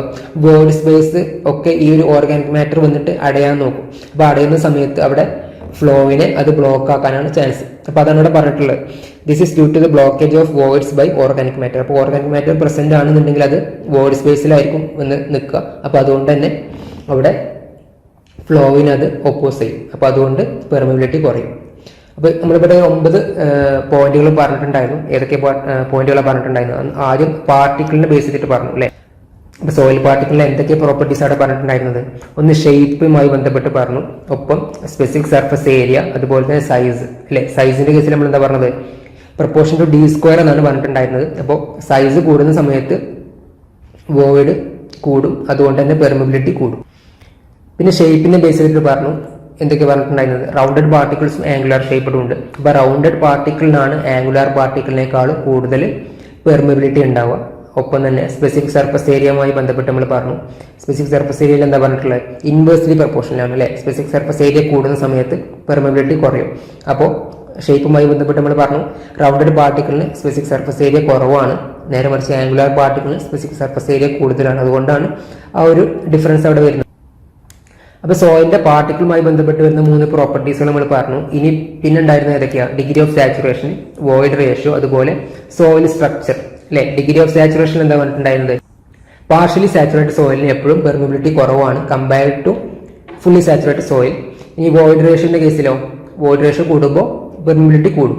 ഒപ്പം സോയിൽ സ്ട്രക്ചറിൽ നമ്മൾ 2 സ്ട്രക്ചറുകളാണ് പറഞ്ഞിട്ടുണ്ടായിരുന്നത്, ഒന്ന് ഫ്ലക്കുലേറ്റഡും ഡിസ്പേഴ്സഡും. അപ്പോൾ ഫ്ലക്കുലേറ്റഡിന്റെ ആ ഒരു ഷേപ്പ് നിങ്ങൾക്ക് ഓർമ്മയിൽ വരണം. അപ്പോൾ ഫ്ലക്കുലേറ്റഡിനാണ് എപ്പോഴും പെർമിബിലിറ്റി കൂടുക, നേരെ മറിച്ച് ഡിസ്പേഴ്സിന് അത് കുറവാണ്. പിന്നെ നമ്മൾ ലാസ്റ്റ് പറഞ്ഞിട്ടുണ്ടായിരുന്നു 3 പ്രോപ്പർട്ടി കൂടെ ഉണ്ടായിരുന്നു. ഏതൊക്കെയാണ്, അഡ്സോർബ്ഡ് വാട്ടർ, ഓർഗാനിക് മാറ്റർ, അതുപോലെ വാട്ടറിന്റെ പ്രോപ്പർട്ടി. അപ്പോൾ അഡ്സോർബ്ഡ് വാട്ടറിൽ എന്താ പറഞ്ഞിട്ടുള്ളത്, അഡ്സോർബ്ഡ് വാട്ടർ ഉണ്ടാകുന്ന സമയത്ത് വോയിഡ് സ്പേസ് ഒരു 10% അവിടെ കുറയും, അതുകൊണ്ട് തന്നെ പെർമിബിലിറ്റി കുറയും. ഒപ്പം വാട്ടർ പ്രോപ്പർട്ടീസിൽ നമ്മൾ മെയിനായിട്ട് വിസ്കോസിറ്റിയുമായി ബന്ധപ്പെട്ടാണ് പറഞ്ഞിട്ടുണ്ടായിരുന്നത്. അപ്പോൾ വിസ്കോസിറ്റി, ടെമ്പറേച്ചർ കൂടുന്ന സമയത്ത് വിസ്കോസിറ്റി കുറയും, അപ്പോൾ അതുകൊണ്ട് പെർമിബിലിറ്റി കൂടും. പിന്നെ ലാസ്റ്റ് ഓർഗാനിക് മാറ്ററുമായി ബന്ധപ്പെട്ട് നമ്മൾ പറഞ്ഞു, ഓർഗാനിക് മാറ്റർ ഉണ്ടാകുന്ന സമയത്ത് അത് ബ്ലോക്ക് ആവാനുള്ള ചാൻസ് ഉണ്ട് അല്ലേ. നമ്മൾ വോയിഡ് സ്പേസുകളിൽ വന്നിട്ട് അത് ബ്ലോക്ക് ചെയ്യാനുള്ള ചാൻസ് ഉണ്ട്, അതുകൊണ്ട് അവിടെ പെർമിബിലിറ്റി കുറയാനാണ് സാധ്യത. അപ്പോൾ ഇത്തരം പ്രോപ്പർട്ടീസാണുള്ളത്. ഈ ഒരു 9 ഫാക്ടേഴ്സുകൾ നിങ്ങൾ നിർബന്ധമായിട്ട് പഠിക്കണം. ഈ ഒരു മൊഡ്യൂളിൽ നിർബന്ധമായിട്ട് പഠിക്കേണ്ട ഒരു ടോപ്പിക്കാണ് ഫാക്ടേഴ്സ് അഫക്റ്റിംഗ് പെർമിബിലിറ്റി. സ്ഥിരമായിട്ട് ചോദിക്കാറുണ്ട്, 6 മാർക്കിന് സ്ഥിരമായിട്ട് ചോദിക്കുന്ന ഒരു ക്വസ്റ്റ്യൻ ആണിത്. അപ്പോൾ ഇതുമായി ബന്ധപ്പെട്ട് വന്നിട്ടുള്ള ക്വസ്റ്റ്യൻസുകൾ ജസ്റ്റ് നോക്കാം. ഇവിടെ ഇപ്പം 5 ക്വസ്റ്റ്യൻസ് കൊടുത്തിട്ടുണ്ട്.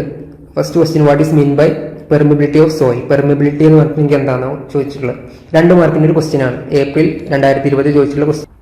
ഇപ്പോൾ പെർമിബിലിറ്റി ഓഫ് സോയിൽ എന്ന് പറഞ്ഞിട്ടുണ്ടെങ്കിൽ എന്തായിരുന്നു, ദ എബിലിറ്റി ഓഫ് സോയിൽ, സോയിലിന്റെ ഒരു എബിലിറ്റി ആണല്ലേ, എന്തിനു വേണ്ടിയിട്ട്, to allow flow of water through it.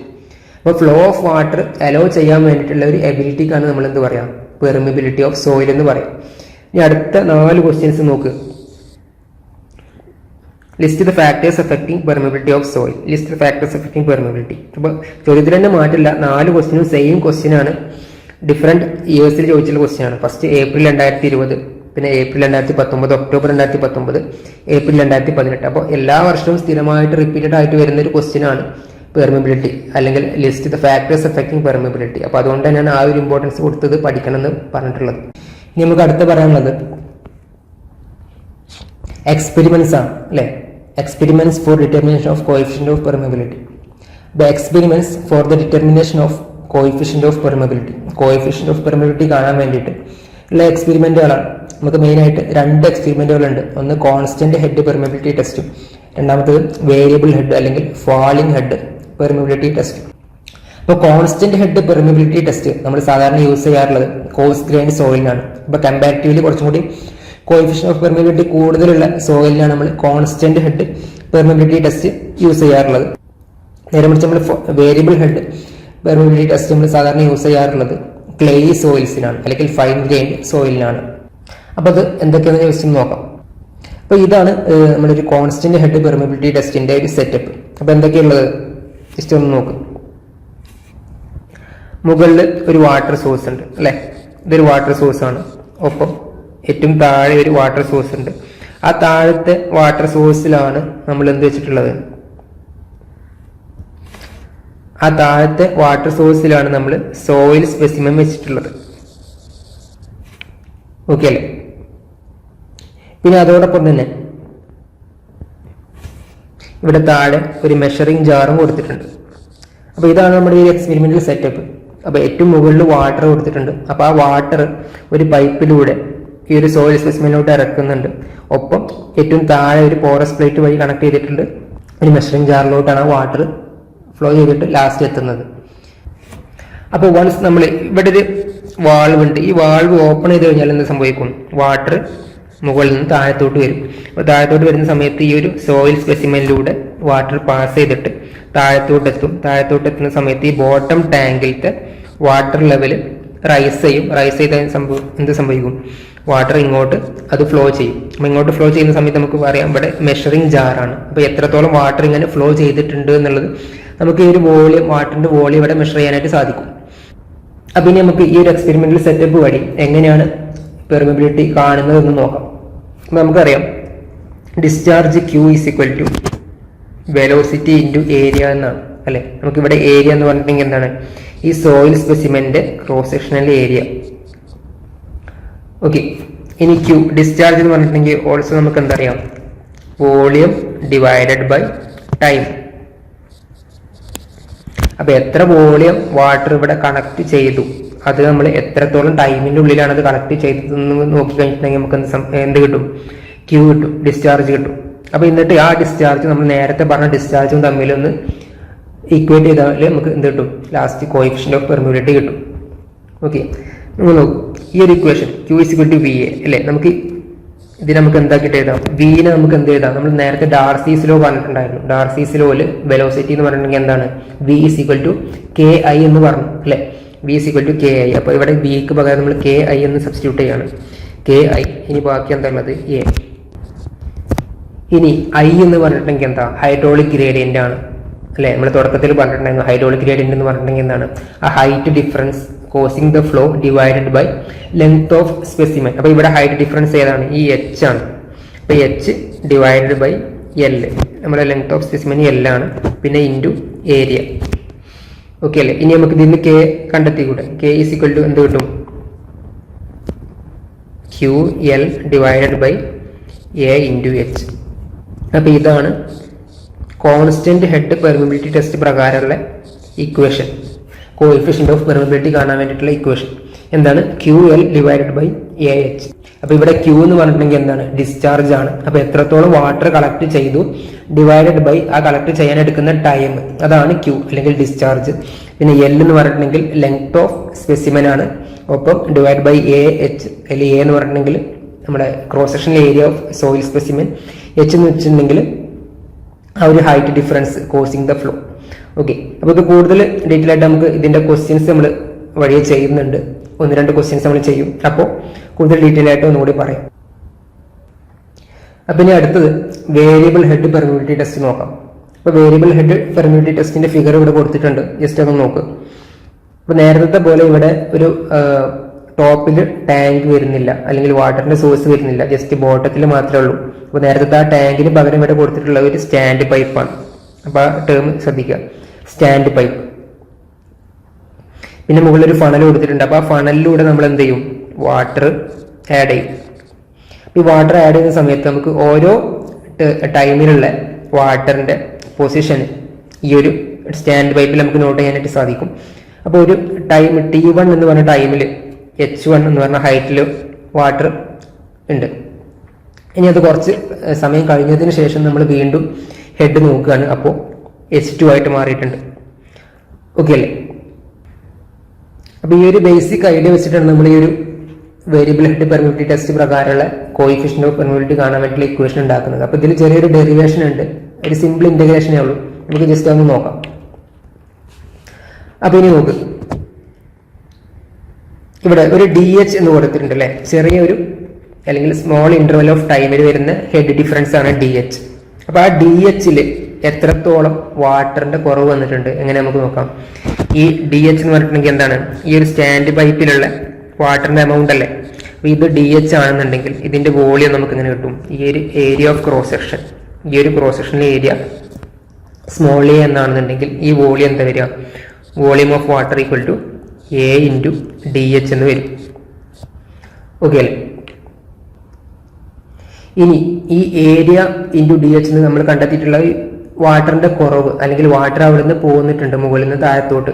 അപ്പൊ ഈ മുകളിൽ നിന്ന് താഴത്തോട്ട് വാട്ടർ മൂവ് ചെയ്ത് കഴിഞ്ഞാൽ അത് എവിടേക്കാണ് വരിക, ഈ താഴത്തെ മെഷറിംഗ് ജാറിലോട്ടാണ് വരിക. സ്വാഭാവികമായിട്ടും ഇവരത് പുറത്തേക്ക് കടക്കും. അപ്പൊ പുറത്തേക്ക് കടക്കുന്ന സമയത്ത് നമ്മളത് നോട്ട് ചെയ്യുക, ക്യൂ എന്ന് പറഞ്ഞിട്ടുള്ള ഡിസ്ചാർജ് നമുക്ക് അവിടെ നിന്ന് കിട്ടും അല്ലെ. നമ്മൾ നേരത്തെ പറഞ്ഞിട്ടുണ്ടായിരുന്നു വോളിയം ഡിവൈഡ് ബൈ ടൈം ചെയ്താൽ ഡിസ്ചാർജ് കിട്ടും. ക്യൂ എന്ന് പറഞ്ഞാൽ എന്താണ്, വോളിയം ബൈ ടൈം. അപ്പൊ ഇതിൽ നിന്ന് വോളിയം എങ്ങനെ കിട്ടും, ജസ്റ്റ് എന്നിട്ട് ക്രോസ് മൾട്ടിപ്ലൈ ചെയ്താൽ മതി. Q into DT, V is equal to Q into DT എന്ന് കിട്ടും. ഇനി നമ്മൾ ഈ ഒരു 2 വോളിയംസ് വെച്ചിട്ടാണ് നമ്മൾ ഇന്റഗ്രേറ്റ് ചെയ്യാനായിട്ട് പോകുന്നത്. അപ്പൊ ജസ്റ്റ് ആ ഡെറിവേഷൻ എങ്ങനെ വരുന്നതെന്ന് നോക്കാം. നമ്മൾ പറഞ്ഞു A into D H equal to എന്താ കിട്ടിയിട്ടുള്ളത് Q into D T. Okay, പിന്നെ ഇവിടെ നമ്മൾ പറഞ്ഞു ആ ഒരു വോളിയത്തിൽ വരുന്ന ചേഞ്ച്, മുകളിൽ സ്റ്റാൻഡ് പൈപ്പിൽ വരുന്ന വോളിയത്തിന്റെ ചേഞ്ച് താഴത്തോട്ടാണ്. അതുകൊണ്ട് തന്നെ നമ്മളിവിടെ ഒരു മൈനസ് സൈൻ ഇൻട്രൊഡ്യൂസ് ചെയ്യാണ്. ഓക്കെ, ഇനി ക്യൂ എന്ന് പറഞ്ഞിട്ടുണ്ടെങ്കിൽ എന്താണ്? ഡാർസീസ് ലോ പ്രകാരമുള്ള ക്യൂവിന്റെ ഇക്വേഷൻ എന്താ? A into K into I അല്ലേ? V is equal to K I ആണ്. ക്യൂ കിട്ടാൻ വേണ്ടിയിട്ട് നമുക്ക് ഏരിയ കൊണ്ട് മൾട്ടിപ്ലൈ ചെയ്യാം. അപ്പോൾ minus A into K into I into D T എന്ന് വരും. ഇനി A into K into I എന്താണ്? ഐ നമ്മൾ പറഞ്ഞു ഹൈഡ്രോളിക് ഗ്രേഡിയൻ്റ് ആണ് അല്ലെ? അപ്പോൾ ഹൈഡ്രോളിക് ഗ്രേഡിയൻ്റെ ഇക്വേഷൻ എന്തായിരുന്നു? H by L into D T. ഇനി നമ്മൾ കോൺസ്റ്റന്റിനെ എല്ലാം കൂടെ ഒരു സൈഡിലേക്കും വേരിയബിളിനെ മാത്രം വേറൊരു സൈഡിലേക്ക് മാറ്റാം. അപ്പോൾ എന്ത് കിട്ടും? A into K divided by L into A എന്ന് വരും. ഇവിടെ ബാക്കി വരുന്നത് ഡി ടി ആണ്. ഈക്വൽ ടു റൈറ്റ് സൈഡിലോട്ട് പോകുന്ന minus D H divided by H എന്ന് വരും. ഇനി നമ്മളിത് ഇന്റഗ്രേറ്റ് ചെയ്യണം. അപ്പോൾ ഇന്റഗ്രേറ്റ് ചെയ്യാൻ വേണ്ടിയിട്ട് നമുക്ക് എന്തൊക്കെ വേണം?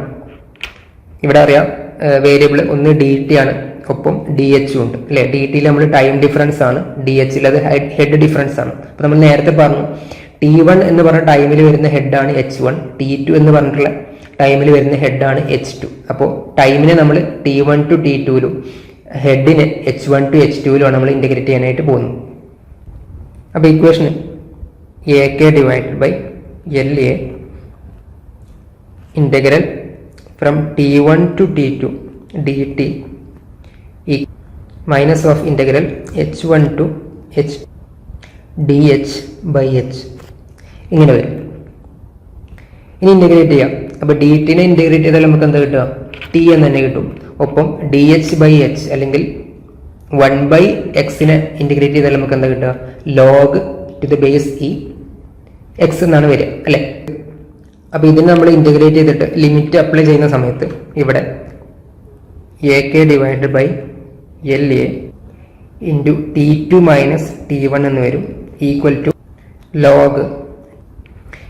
To log to the base H1 by H2 എന്ന് അതും വരും. ഇനി നമുക്ക് ഇതിൽ നിന്ന് കണ്ടെത്തേണ്ടത് ഏതാ? കെ ആണ്. അപ്പോൾ കെനെ മാത്രം ഒരു സൈഡിലേക്കും നിർത്തിയിട്ട് മറ്റേതിനെ അങ്ങോട്ടേക്ക് മാറ്റാം. അപ്പോൾ K is equal to A into L divided by capital A into T2 minus T1 into log to the base E H1 by H2. ഇതാണ് നമ്മുടെ വേരിയബിൾ ഹെഡ് പെർമിബിലിറ്റി ടെസ്റ്റ് പ്രകാരമുള്ള ഇക്വേഷൻ. ഓക്കെ അല്ലേ? അപ്പോൾ സിമ്പിൾ ഇൻ്റഗ്രേഷൻ ആണ്, അധികം integrate ചെയ്യാനൊന്നുമില്ല. ഒന്ന് നമുക്ക് integrate ചെയ്യാനുള്ളത് ഡി ടിനെയാണ്. ഡി ടിനെ ഇൻ്റഗ്രേറ്റ് ചെയ്യുമ്പോൾ ടി എന്ന് തന്നെയാണ് വരിക. നേരെ മറിച്ച് 1/hനെ അല്ലെങ്കിൽ ഡി എച്ച് ബൈ എച്ചിനെ ഇൻ്റഗ്രേറ്റ് ചെയ്യുമ്പോൾ log to the base E H2 by H1 എന്ന് വരും. പിന്നെ നമുക്ക് ഒന്ന് റീഅറേഞ്ച് ചെയ്യാനുള്ളതേ ഉള്ളൂ. അപ്പോൾ നമ്മൾ രണ്ട് ടെസ്റ്റുകൾ ഇപ്പോൾ ഇവിടെ പറഞ്ഞിട്ടുണ്ടായിരുന്നു. ഇതൊക്കെയാണ് കോൺസ്റ്റന്റ് ഹെഡ് പെർമിബിലിറ്റി ടെസ്റ്റും വേരിയബിൾ ഹെഡ് ടെസ്റ്റും. ഇപ്പോൾ കോൺസ്റ്റന്റ് ഹെഡ് ടെസ്റ്റ് നമ്മൾ സാധാരണ യൂസ് ചെയ്യാറുള്ളത് കോഴ്സ് ഗ്രൈൻഡ് സോയിലിനാണ്. വേരിയബിൾ ഹെഡ് ആണെങ്കിൽ അത് ഫൈൻ ഗ്രൈൻഡ് സോയിലിനാണ്. ഇനി ഇതുമായി ബന്ധപ്പെട്ട് വരുന്ന ക്വസ്റ്റ്യൻസ്, ഇതുവരെ ചോദിച്ചിട്ടുള്ള ക്വസ്റ്റ്യൻസ് എന്തൊക്കെയാണെന്ന് നോക്കാം. അപ്പോൾ നമുക്ക് ഫസ്റ്റ് ക്വസ്റ്റ്യൻ എന്താ? 2021 ഏപ്രിൽ ചോദിച്ചിട്ടുള്ള ക്വസ്റ്റ്യൻ ആണ്. Explain the procedure for finding out the coefficient of permeability by variable head permeability test. ഇപ്പോൾ വേരിയബിൾ ഹെഡ് പെർമിബിലിറ്റി ടെസ്റ്റ് പ്രകാരമുള്ള എങ്ങനെയാണ് നമ്മൾ കോയിഫിഷ്യന്റ് ഓഫ് പെർമിബിലിറ്റി കാണുന്നത് എന്നാണ് ചോദിച്ചിട്ടുള്ളത്. അപ്പോൾ ഈ ഒരു ഫിഗർ വരയ്ക്കാൻ പഠിക്കണം, ഒപ്പം അതിലെന്താണ് സംഭവിക്കുന്നത് പഠിക്കണം. എന്നിട്ട് ഈ ഡെറിവേഷനും ഇതും കൂടെ എഴുതിയിട്ടുണ്ടെങ്കിൽ എന്ത് ചെയ്യുള്ളൂ? 6 മാർക്ക് ഫുള്ളായിട്ട് കിട്ടും. ഇനി വീണ്ടും 2018 സെയിം ക്വസ്റ്റ്യൻ തന്നെ വീണ്ടും ചോദിച്ചിട്ടുണ്ട്. 2018 ഒക്ടോബറിലും ചോദിച്ചിട്ടുണ്ട്, 2018 ഏപ്രിലിലും ചോദിച്ചിട്ടുണ്ട്. രണ്ടും 6 മാർക്കിനുള്ള ക്വസ്റ്റ്യൻ ആണ്. അപ്പോൾ ഈ വേരിയബിൾ ഹെഡ് പെർമിബിലിറ്റി ടെസ്റ്റ് അത്രയും ഇമ്പോർട്ടൻ്റ് ആണ്, കാരണം ഈ ഡെറിവേഷൻ അതിൽ വരുന്നതുകൊണ്ടാണ്. ഇനി കോൺസ്റ്റന്റ് ഹെഡ് പെർമിബിലിറ്റി ടെസ്റ്റും ചോദിച്ചിട്ടുണ്ട്. Explain the procedure to find permeability of soil using constant head permeameter with the help of a neat sketch. അപ്പോൾ അവിടെ നീറ്റ് സ്കെച്ച് എന്ന് പ്രത്യേകം പറഞ്ഞിട്ടുണ്ട്. ഇനി പ്രത്യേകം പറഞ്ഞിട്ടില്ല എന്നുണ്ടെങ്കിലും നിങ്ങൾ എന്ത് ചെയ്യാം? സ്കെച്ച് വരയ്ക്കാൻ പഠിക്കും. നമ്മൾ ആ 2 ടെസ്റ്റുകൾ പറഞ്ഞു കഴിഞ്ഞു. ഇനി ആ ടെസ്റ്റുകൾ പ്രകാരമുള്ള ന്യൂമറിക്കൽ പ്രോബ്ലംസ് സാധാരണ ചോദിച്ച് കാണാറില്ല, 1-2 പ്രാവശ്യത്തെ ചോദിച്ചിട്ടുള്ളൂ. അപ്പോൾ നമ്മൾ അതും കൂടി ഒന്ന് കവർ ചെയ്തിട്ട് പോകും. ഓക്കെ, അപ്പോൾ അടുത്ത നമ്മൾ പറയാനുള്ളത് ന്യൂമറിക്കൽ പ്രോബ്ലംസ് ആണ്. അപ്പോൾ ആദ്യത്തെ ക്വസ്റ്റ്യൻ ഒന്ന് നോക്ക്. 2021 ഏപ്രിലിൽ ചോദിച്ചിട്ടുള്ള ക്വസ്റ്റ്യൻ ആണ്. A soil sample of height 6 cm and area of cross section of 100 cm square was subjected to falling head permeability test in a time interval of 5 minutes. The head dropped from 60 cm to 20 cm. If the cross-sectional area of the standpipe is 2 cm square, compute the coefficient of permeability of soil sample. The just direct question ആണ്. Equation അറിഞ്ഞാൽ direct ആയിട്ട് നമുക്ക് ചെയ്യാൻ പറ്റുന്നൊരു question ആണ്. 6 mark സിമ്പിളായിട്ട് നമുക്ക് score ചെയ്യാൻ പറ്റുന്നൊരു ക്വസ്റ്റ്യൻ ആണത്. അപ്പോൾ ഈ ക്വസ്റ്റ്യന് ഒന്നുകൂടെ ഒന്ന് വായിച്ചു നോക്കുക. എന്തൊക്കെയാണ് പറഞ്ഞിട്ടുള്ളത്? സോയിൽ സാമ്പിൾ ഹൈറ്റ് വന്നിട്ടുണ്ട് അല്ലേ 6 cm, അതുപോലെ area of cross section 100 cm square, subject to falling head permeability test, time interval അതിന് വേണ്ടിയിട്ട് 5 minutes. എവിടെ നിന്നൊക്കെയാണ് ഹെഡ് മാറിയിട്ടുള്ളത്? 60 cm നിന്ന് അത് 20 cm ആയിട്ട് കുറഞ്ഞിട്ടുണ്ട്. ഒപ്പം സ്റ്റാൻഡ് പൈപ്പിന്റെ ഏരിയ തന്നിട്ടുണ്ട് 2 cm സ്ക്വയർ. അപ്പോൾ ആദ്യം എന്തായാലും നമ്മുടെ ഇക്വേഷൻ ഒന്ന് എഴുതാം. K is equal to small a into L divided by capital A into T2 minus T1 into log to the base E H1 by H2. ഇതായിരുന്നു നമ്മുടെ ഇക്വേഷൻ അല്ലേ. ഇതിലെ ഓരോ ടേമും എന്താന്ന് പറഞ്ഞിട്ടുണ്ടെങ്കിൽ അത് സബ്സ്റ്റിറ്റ്യൂട്ട് ചെയ്യാനുള്ളതേ ഉള്ളൂ. അപ്പോൾ ഫസ്റ്റ് സ്മോൾ എ എന്ന് പറഞ്ഞിട്ടുണ്ടെങ്കിൽ എന്തായിരുന്നു? സ്റ്റാൻഡ് പൈപ്പിന്റെ ഏരിയ ആയിരുന്നു. അപ്പോൾ സ്റ്റാൻഡ് പൈപ്പിന്റെ ക്രോസ് സെക്ഷനിലെ ഏരിയ ആണ് ഇവിടെ തന്നിട്ടുള്ളത് എത്ര? 2 cm സ്ക്വയർ. ഇനി L അല്ലെങ്കിൽ ലെങ്ത് ഓഫ് സോയിൽ സ്പെസിമെൻ എത്ര? എന്താ? A soil sample of height 6 cm എന്ന് പറഞ്ഞിട്ടുണ്ട്. അപ്പോൾ ഇതാണ് എല്ലിന്റെ വാല്യൂ 6 cm. ഇനി ക്യാപിറ്റൽ എ എന്തായിരുന്നു? സോയിൽ സാമ്പിളിന്റെ ഏരിയ. അപ്പോൾ സോയിൽ സാമ്പിളിന്റെ ഏരിയ ക്രോസ് സെക്ഷനിലെ ഏരിയ തന്നിട്ടുണ്ട് 100 cm സ്ക്വയർ. അപ്പോൾ ഇതാണ് ക്യാപിറ്റൽ എ. ഇനി T2 മൈനസ് T1 എന്ന് പറഞ്ഞിട്ടുണ്ടെങ്കിൽ ആ ടൈം ഇന്റർവെല്ലാണ് അല്ലെ. അപ്പോൾ ആ ടൈം ഇന്റർവെൽ എത്രയാ? Time interval of 5 minutes. അപ്പോൾ ഇവിടെ ശ്രദ്ധിക്കുക, ഇവിടെ മിനിറ്റ്സിലാണ് തന്നിട്ടുള്ളത്. അപ്പോൾ മിനിറ്റ്സിന് നമ്മൾ ആദ്യം സെക്കൻഡിലോട്ട് കൺവേർട്ട് ചെയ്തിട്ട് വേണം ഈ ഇക്വേഷനിലോട്ട് സബ്സ്റ്റിറ്റ്യൂട്ട് ചെയ്യാൻ വേണ്ടിയിട്ട്. അപ്പോൾ മിനിറ്റിനെ നമ്മൾ എങ്ങനെ സെക്കൻഡിലോട്ട് മാറ്റുക? ജസ്റ്റ് 60 കൊണ്ട് മൾട്ടിപ്ലൈ ചെയ്താൽ മതി. നമുക്കറിയാം 1 minute എന്ന് പറഞ്ഞിട്ടുണ്ടെങ്കിൽ 60 seconds ആണ്. അപ്പോൾ 5 minutes എന്ന് പറഞ്ഞിട്ടുണ്ടെങ്കിൽ 5 into 60 എന്ന് വരും, 300 seconds എന്ന് അവിടെ വരും. പിന്നെ ലോഗ് ടു ദ ബേസ് ഈ H1 by H2. അപ്പോൾ H1 അത് 60 cm ആണ്, H2 20 cm ആണ്. അപ്പോൾ ജസ്റ്റ് അതിൽ സബ്സ്റ്റിറ്റ്യൂട്ട് ചെയ്യാം. അപ്പോൾ നമുക്ക് വാല്യൂസ് എന്തൊക്കെ വരുന്നത് ജസ്റ്റ് ഒന്ന് പറയാം. ഫൈനൽ ആൻസർ നിങ്ങൾ നോക്കുക. അപ്പോൾ നോക്ക്, K is equal to small എന്റെ വാല്യൂ നമ്മൾ പറഞ്ഞു എത്രയാണ്? 2 cm സ്ക്വയർ ആണ്. L ലെങ്ത് ഓഫ് സ്പെസിമെൻ അല്ലെങ്കിൽ ഹൈറ്റ് വരുന്നത് 6 ആണ്. Divide by capital A 100. Time interval വരുന്നത് എത്രയാ? 5 minutes. മിനിറ്റ്സിന് സെക്കൻഡിലോട്ട് മാറ്റാൻ വേണ്ടിയിട്ട് നമ്മൾ 60 കൊണ്ട് കൂടെ മൾട്ടിപ്ലൈ ചെയ്യാം. ഇനി ബാക്കി log to the base E H1 by H2 എന്ന് വെച്ചിട്ടുണ്ടെങ്കിൽ 60/20. അപ്പോൾ ഇവിടെ ശ്രദ്ധിക്കുക, കാൽക്കുലേറ്റർ അടിക്കുന്ന സമയത്ത് log to the base E ആണ് എന്ന് വെച്ചിട്ടുണ്ടെങ്കിൽ നാച്ചുറൽ ലോഗരിതാണ് എടുക്കേണ്ടത്. ഓക്കെ, അപ്പോൾ ഇത് ചെയ്യുന്ന സമയത്ത് നമുക്ക് ആൻസർ ഒരു cm/s ആൻസർ വരും. ജസ്റ്റ് അത് ചെയ്ത് നോക്കിയാൽ മതി. ഇനി അടുത്ത ക്വസ്റ്റ്യൻ നോക്കാം. A sand sample of 35 cm square cross-sectional area and 20 cm long was tested in a constant head permeameter under a head of 60 cm. The discharge was 120 ml in 6 minutes. The dry weight of sand used for the test was 1120 gram and specific gravity of soil salt is 2.68. Determine the hydraulic conductivity in cm/s and the discharge velocity. അപ്പോൾ equation എന്തായിരുന്നു? നമ്മുടെ constant head permeability test പ്രകാരമുള്ള equation എന്തായിരുന്നു? K is equal to QL divided by AH അല്ലേ. ഇതിൽ Q എന്ന് പറഞ്ഞിട്ടുണ്ടെങ്കിൽ എന്തായിരുന്നു? ഡിസ്ചാർജ് ആയിരുന്നു. എത്രത്തോളം വോളിയം ഓഫ് വാട്ടർ കളക്ട് ചെയ്തിട്ടുണ്ട് ഡിവൈഡഡ് ബൈ ടൈം ചെയ്താൽ നമുക്ക് സ്മോൾ Q കിട്ടും. പിന്നെ L എന്ന് വെച്ചിട്ടുണ്ടെങ്കിൽ എന്താ? Length of specimen. A എന്ന് വെച്ചിട്ടുണ്ടെങ്കിൽ area of soil sample and H ആ ഹെഡ്. ഓക്കെ, അപ്പോൾ ഇവിടെ നോക്കുക, സബ്സ്റ്റിറ്റ്യൂട്ട് ചെയ്യുന്ന സമയത്ത് നമുക്ക് ക്യൂവിൻ്റെ വാല്യൂ എന്ത് കിട്ടും? ഇവിടെ പറഞ്ഞിട്ടുണ്ട് 120 ml in 6 minutes അല്ലേ. ഇപ്പോൾ 120 ക്യൂവിൻ്റെ വാല്യൂ നമുക്ക് 120 ഡിവൈഡ് ബൈ 6 minutes നമ്മൾ സെക്കൻഡിലോട്ട് മാറ്റുക. അപ്പോൾ 6 into 60 എന്ന് വരും ക്യൂവിൻ്റെ വാല്യൂ. അപ്പോൾ അതിവിടെ നിന്ന് സബ്സ്റ്റിറ്റ്യൂട്ട് ചെയ്യാവുന്നതേ ഉള്ളൂ. അപ്പോൾ അതിവിടെ നിന്ന് സബ്സ്റ്റിറ്റ്യൂട്ട് ചെയ്യാം.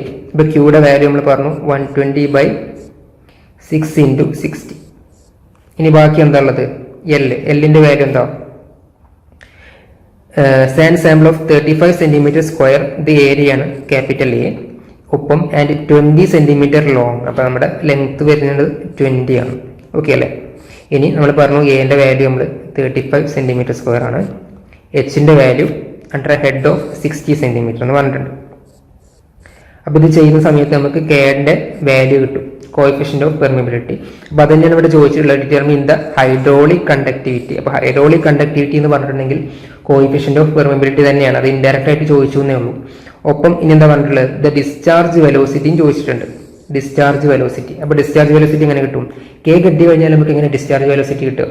ഡാർസീസ് ലോ പ്രകാരം വി ഈസ് ഈക്വൽ ടു എന്താണ്? കെ ഐ അല്ലേ?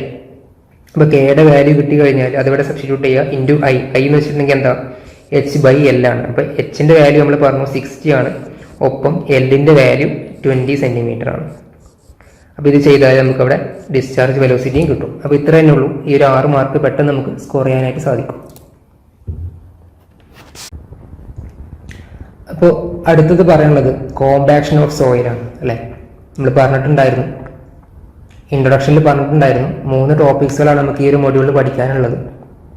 ഒന്ന് ടൈപ്സ് ഓഫ് സോയിൽ വാട്ടർ, പിന്നെ പെർമിബിലിറ്റി, ആൻഡ് ലാസ്റ്റ് ടോപ്പിക്കാണ് കോമ്പാക്ഷൻ. അപ്പോൾ ആ കോമ്പാക്ഷൻ ആണ് ഇനി നോക്കാൻ പോകുന്നത്. ഓക്കെ, അപ്പോൾ ഫസ്റ്റ് എന്താണ് കോമ്പാക്ഷൻ?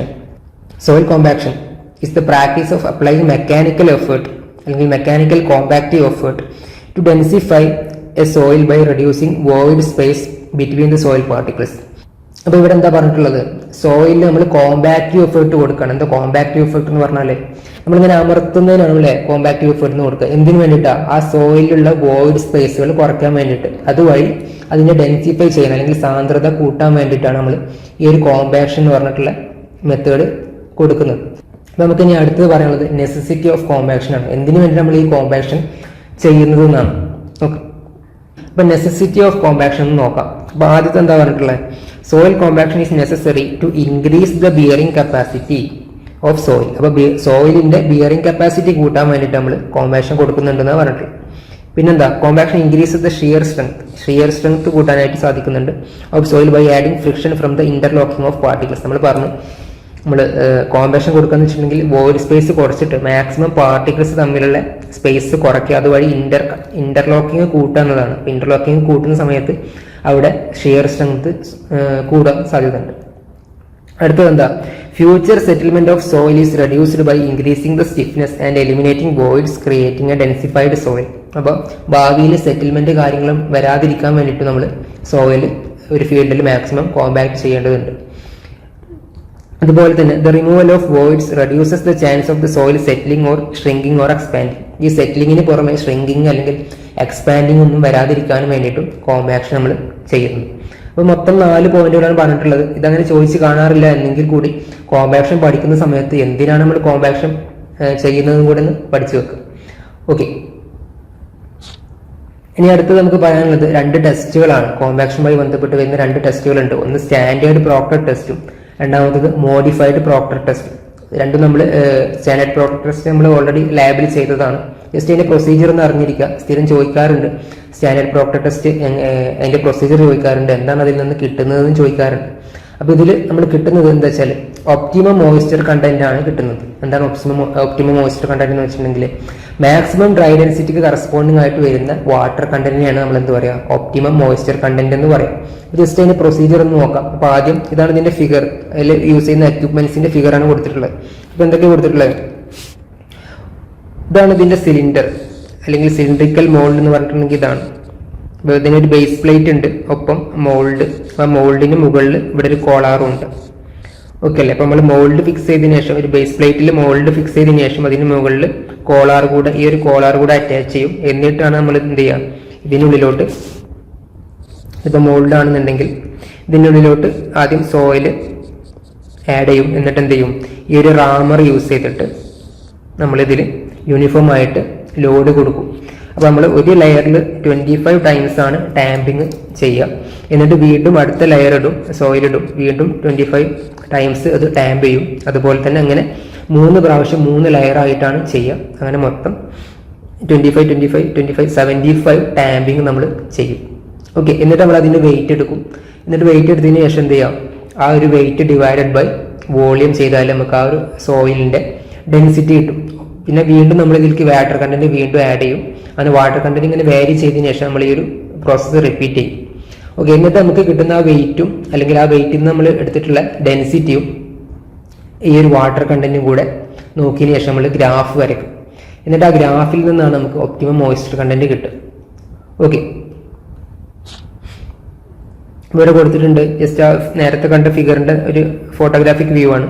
ഇവിടെ കൊടുത്തിട്ടുണ്ട് റാമർ, ഇതാണ് റാമർ, പിന്നെ ഈ സിലിണ്ടിക്കൽ മോൾഡ് അതിന്റെ കോളർ. ഓക്കെ അല്ലേ, അപ്പൊ ഈ സിലിണ്ടിക്കൽ മോൾഡ് കോളാറും കൂടി അറ്റാച്ച് ചെയ്തിട്ടുള്ള ഒരു ഫിഗറാണ് ഇവിടെ കൊടുത്തിട്ടുള്ളത്. ഒപ്പം റാമറിന്റെ ഒരു ഫിഗറും കൊടുത്തിട്ടുണ്ട്. അപ്പൊ നമ്മൾ അടുത്തത് പറയാൻ പോകുന്നത് എന്തിനു വേണ്ടിയാണ് ഈ ടെസ്റ്റ് ചെയ്യുന്നത് എന്നാണ്. അപ്പൊ എന്താ കൊടുത്തിട്ടുള്ളത് നോക്ക്. To assess the amount of compaction and water content required in the field. അപ്പൊ ഫീൽഡിൽ എത്രത്തോളം കോമ്പാക്ഷൻ നമ്മൾ കൊടുക്കണം, ഒപ്പം ഏത് വാട്ടർ കണ്ടന്റിലാണ് നമ്മൾ ആ കോമ്പാക്ഷൻ കൊടുക്കേണ്ടത് എന്ന് അറിയാൻ വേണ്ടിയിട്ടാണ് നമ്മൾ എന്ത് ചെയ്യുന്നത്, compaction test are done on the same soil in the laboratory. അപ്പൊ ആ സെയിം സോയിൽ തന്നെ ലബോറട്ടറിയിൽ വെച്ചിട്ട് നമ്മൾ ടെസ്റ്റ് ചെയ്യുന്നത്. ഓക്കെ അല്ലേ, അപ്പൊ ഈ ഒരു ടെസ്റ്റ് വഴി നമുക്ക് എന്താ കിട്ടുന്നത്, the test provide a relationship between water content and dry density. Water കണ്ടന്റും ഡ്രൈ ഡെൻസിറ്റിയും തമ്മിലുള്ള റിലേഷൻഷിപ്പ് കിട്ടാൻ വേണ്ടിയിട്ടാണ് നമ്മൾ ഈ ഒരു ടെസ്റ്റ് ചെയ്യുന്നത്. The water content at which maximum dry density is attained is obtained from the relationships provide by the test. Okay, ഇനി പിന്നെ പറഞ്ഞിട്ടുള്ള ആ ഒരു മെറ്റാലിക് മോൾഡിന്റെ സൈസും കാര്യങ്ങളുമാണ്, റാമറിന്റെ സൈസാണ്. അത് ജസ്റ്റ് നിങ്ങളൊന്ന് വായിച്ചു നോക്കിയാൽ മതി. പിന്നെ അതിന്റെ പ്രൊസീജിയറാണ്, ജസ്റ്റ് ഒന്ന് ഓടിച്ചു പോവാം. First, take sufficient quantity of representative soil, air dry and pulverize it, and with rubber mallet. Sieve the soil through number 4 sieve and reject the coarser material. അപ്പോൾ നമ്പർ 4 സീവിലൂടെ പാസ് ചെയ്യുന്ന മെറ്റീരിയൽ മാത്രം നമ്മൾ അല്ലെങ്കിൽ ആ ഒരു സോയിൽ മാത്രമേ ഇതിന് use ചെയ്യുന്നുള്ളൂ. അപ്പോൾ അത് ഡ്രൈ ആയിരിക്കണം, പിന്നെ പൾവറൈസ് ചെയ്യണം. ഓക്കെ, എന്നിട്ട് അതിൽ നിന്നൊരു 3 kg സോയിൽ എടുക്കും. Take about 3 kg of soil, add water to bring its water content to about 5% below the estimated optimum moisture content. അപ്പോൾ നമുക്കൊരു ഏകദേശ ധാരണ വേണം ഇത്രത്തോളമാണ് ഇതിന്റെ ഒപ്റ്റിമം മോയ്സ്ചർ കണ്ടന്റ് വരിക. എന്നിട്ട് അതിന്റെ ഒരു 5% താഴത്തേക്കാണ് നമ്മൾ വാട്ടർ കണ്ടന്റ് ആദ്യം ചെയ്യേണ്ടത്. ഇപ്പോൾ for coarse grain soil 4% initial water content and fine grain soil 8% initial water content is preferable. ഇപ്പോൾ കോഴ്സ് ഗ്രെയിൻ സോയിൽ ആണെങ്കിൽ നമ്മൾ ആദ്യം 4% ആണ് വാട്ടർ കണ്ടന്റ് അറ്റൈൻ ചെയ്യേണ്ടത്. നേരെ മറിച്ച് coarse grain soil fine grain soil ആണെന്നുണ്ടെങ്കിൽ അത് 8% ആണ്. പിന്നെന്താ പറഞ്ഞിട്ടുള്ളത്, clean the mould, measure its diameter and height and weight it without the collar. അപ്പോൾ കോളർ ഒഴിവാക്കിയിട്ട് നമ്മുടെ മോൾഡിന്റെ ഡയമീറ്ററും ഹൈറ്റും ഒപ്പം അതിന്റെ വെയിറ്റും എടുത്തു വെക്കുക. ഇനി എന്താ പറഞ്ഞിട്ടുള്ളത്, fit the collar and compact the moist soil in 3 equal layers by the rammer with evenly distributed blows to each layer.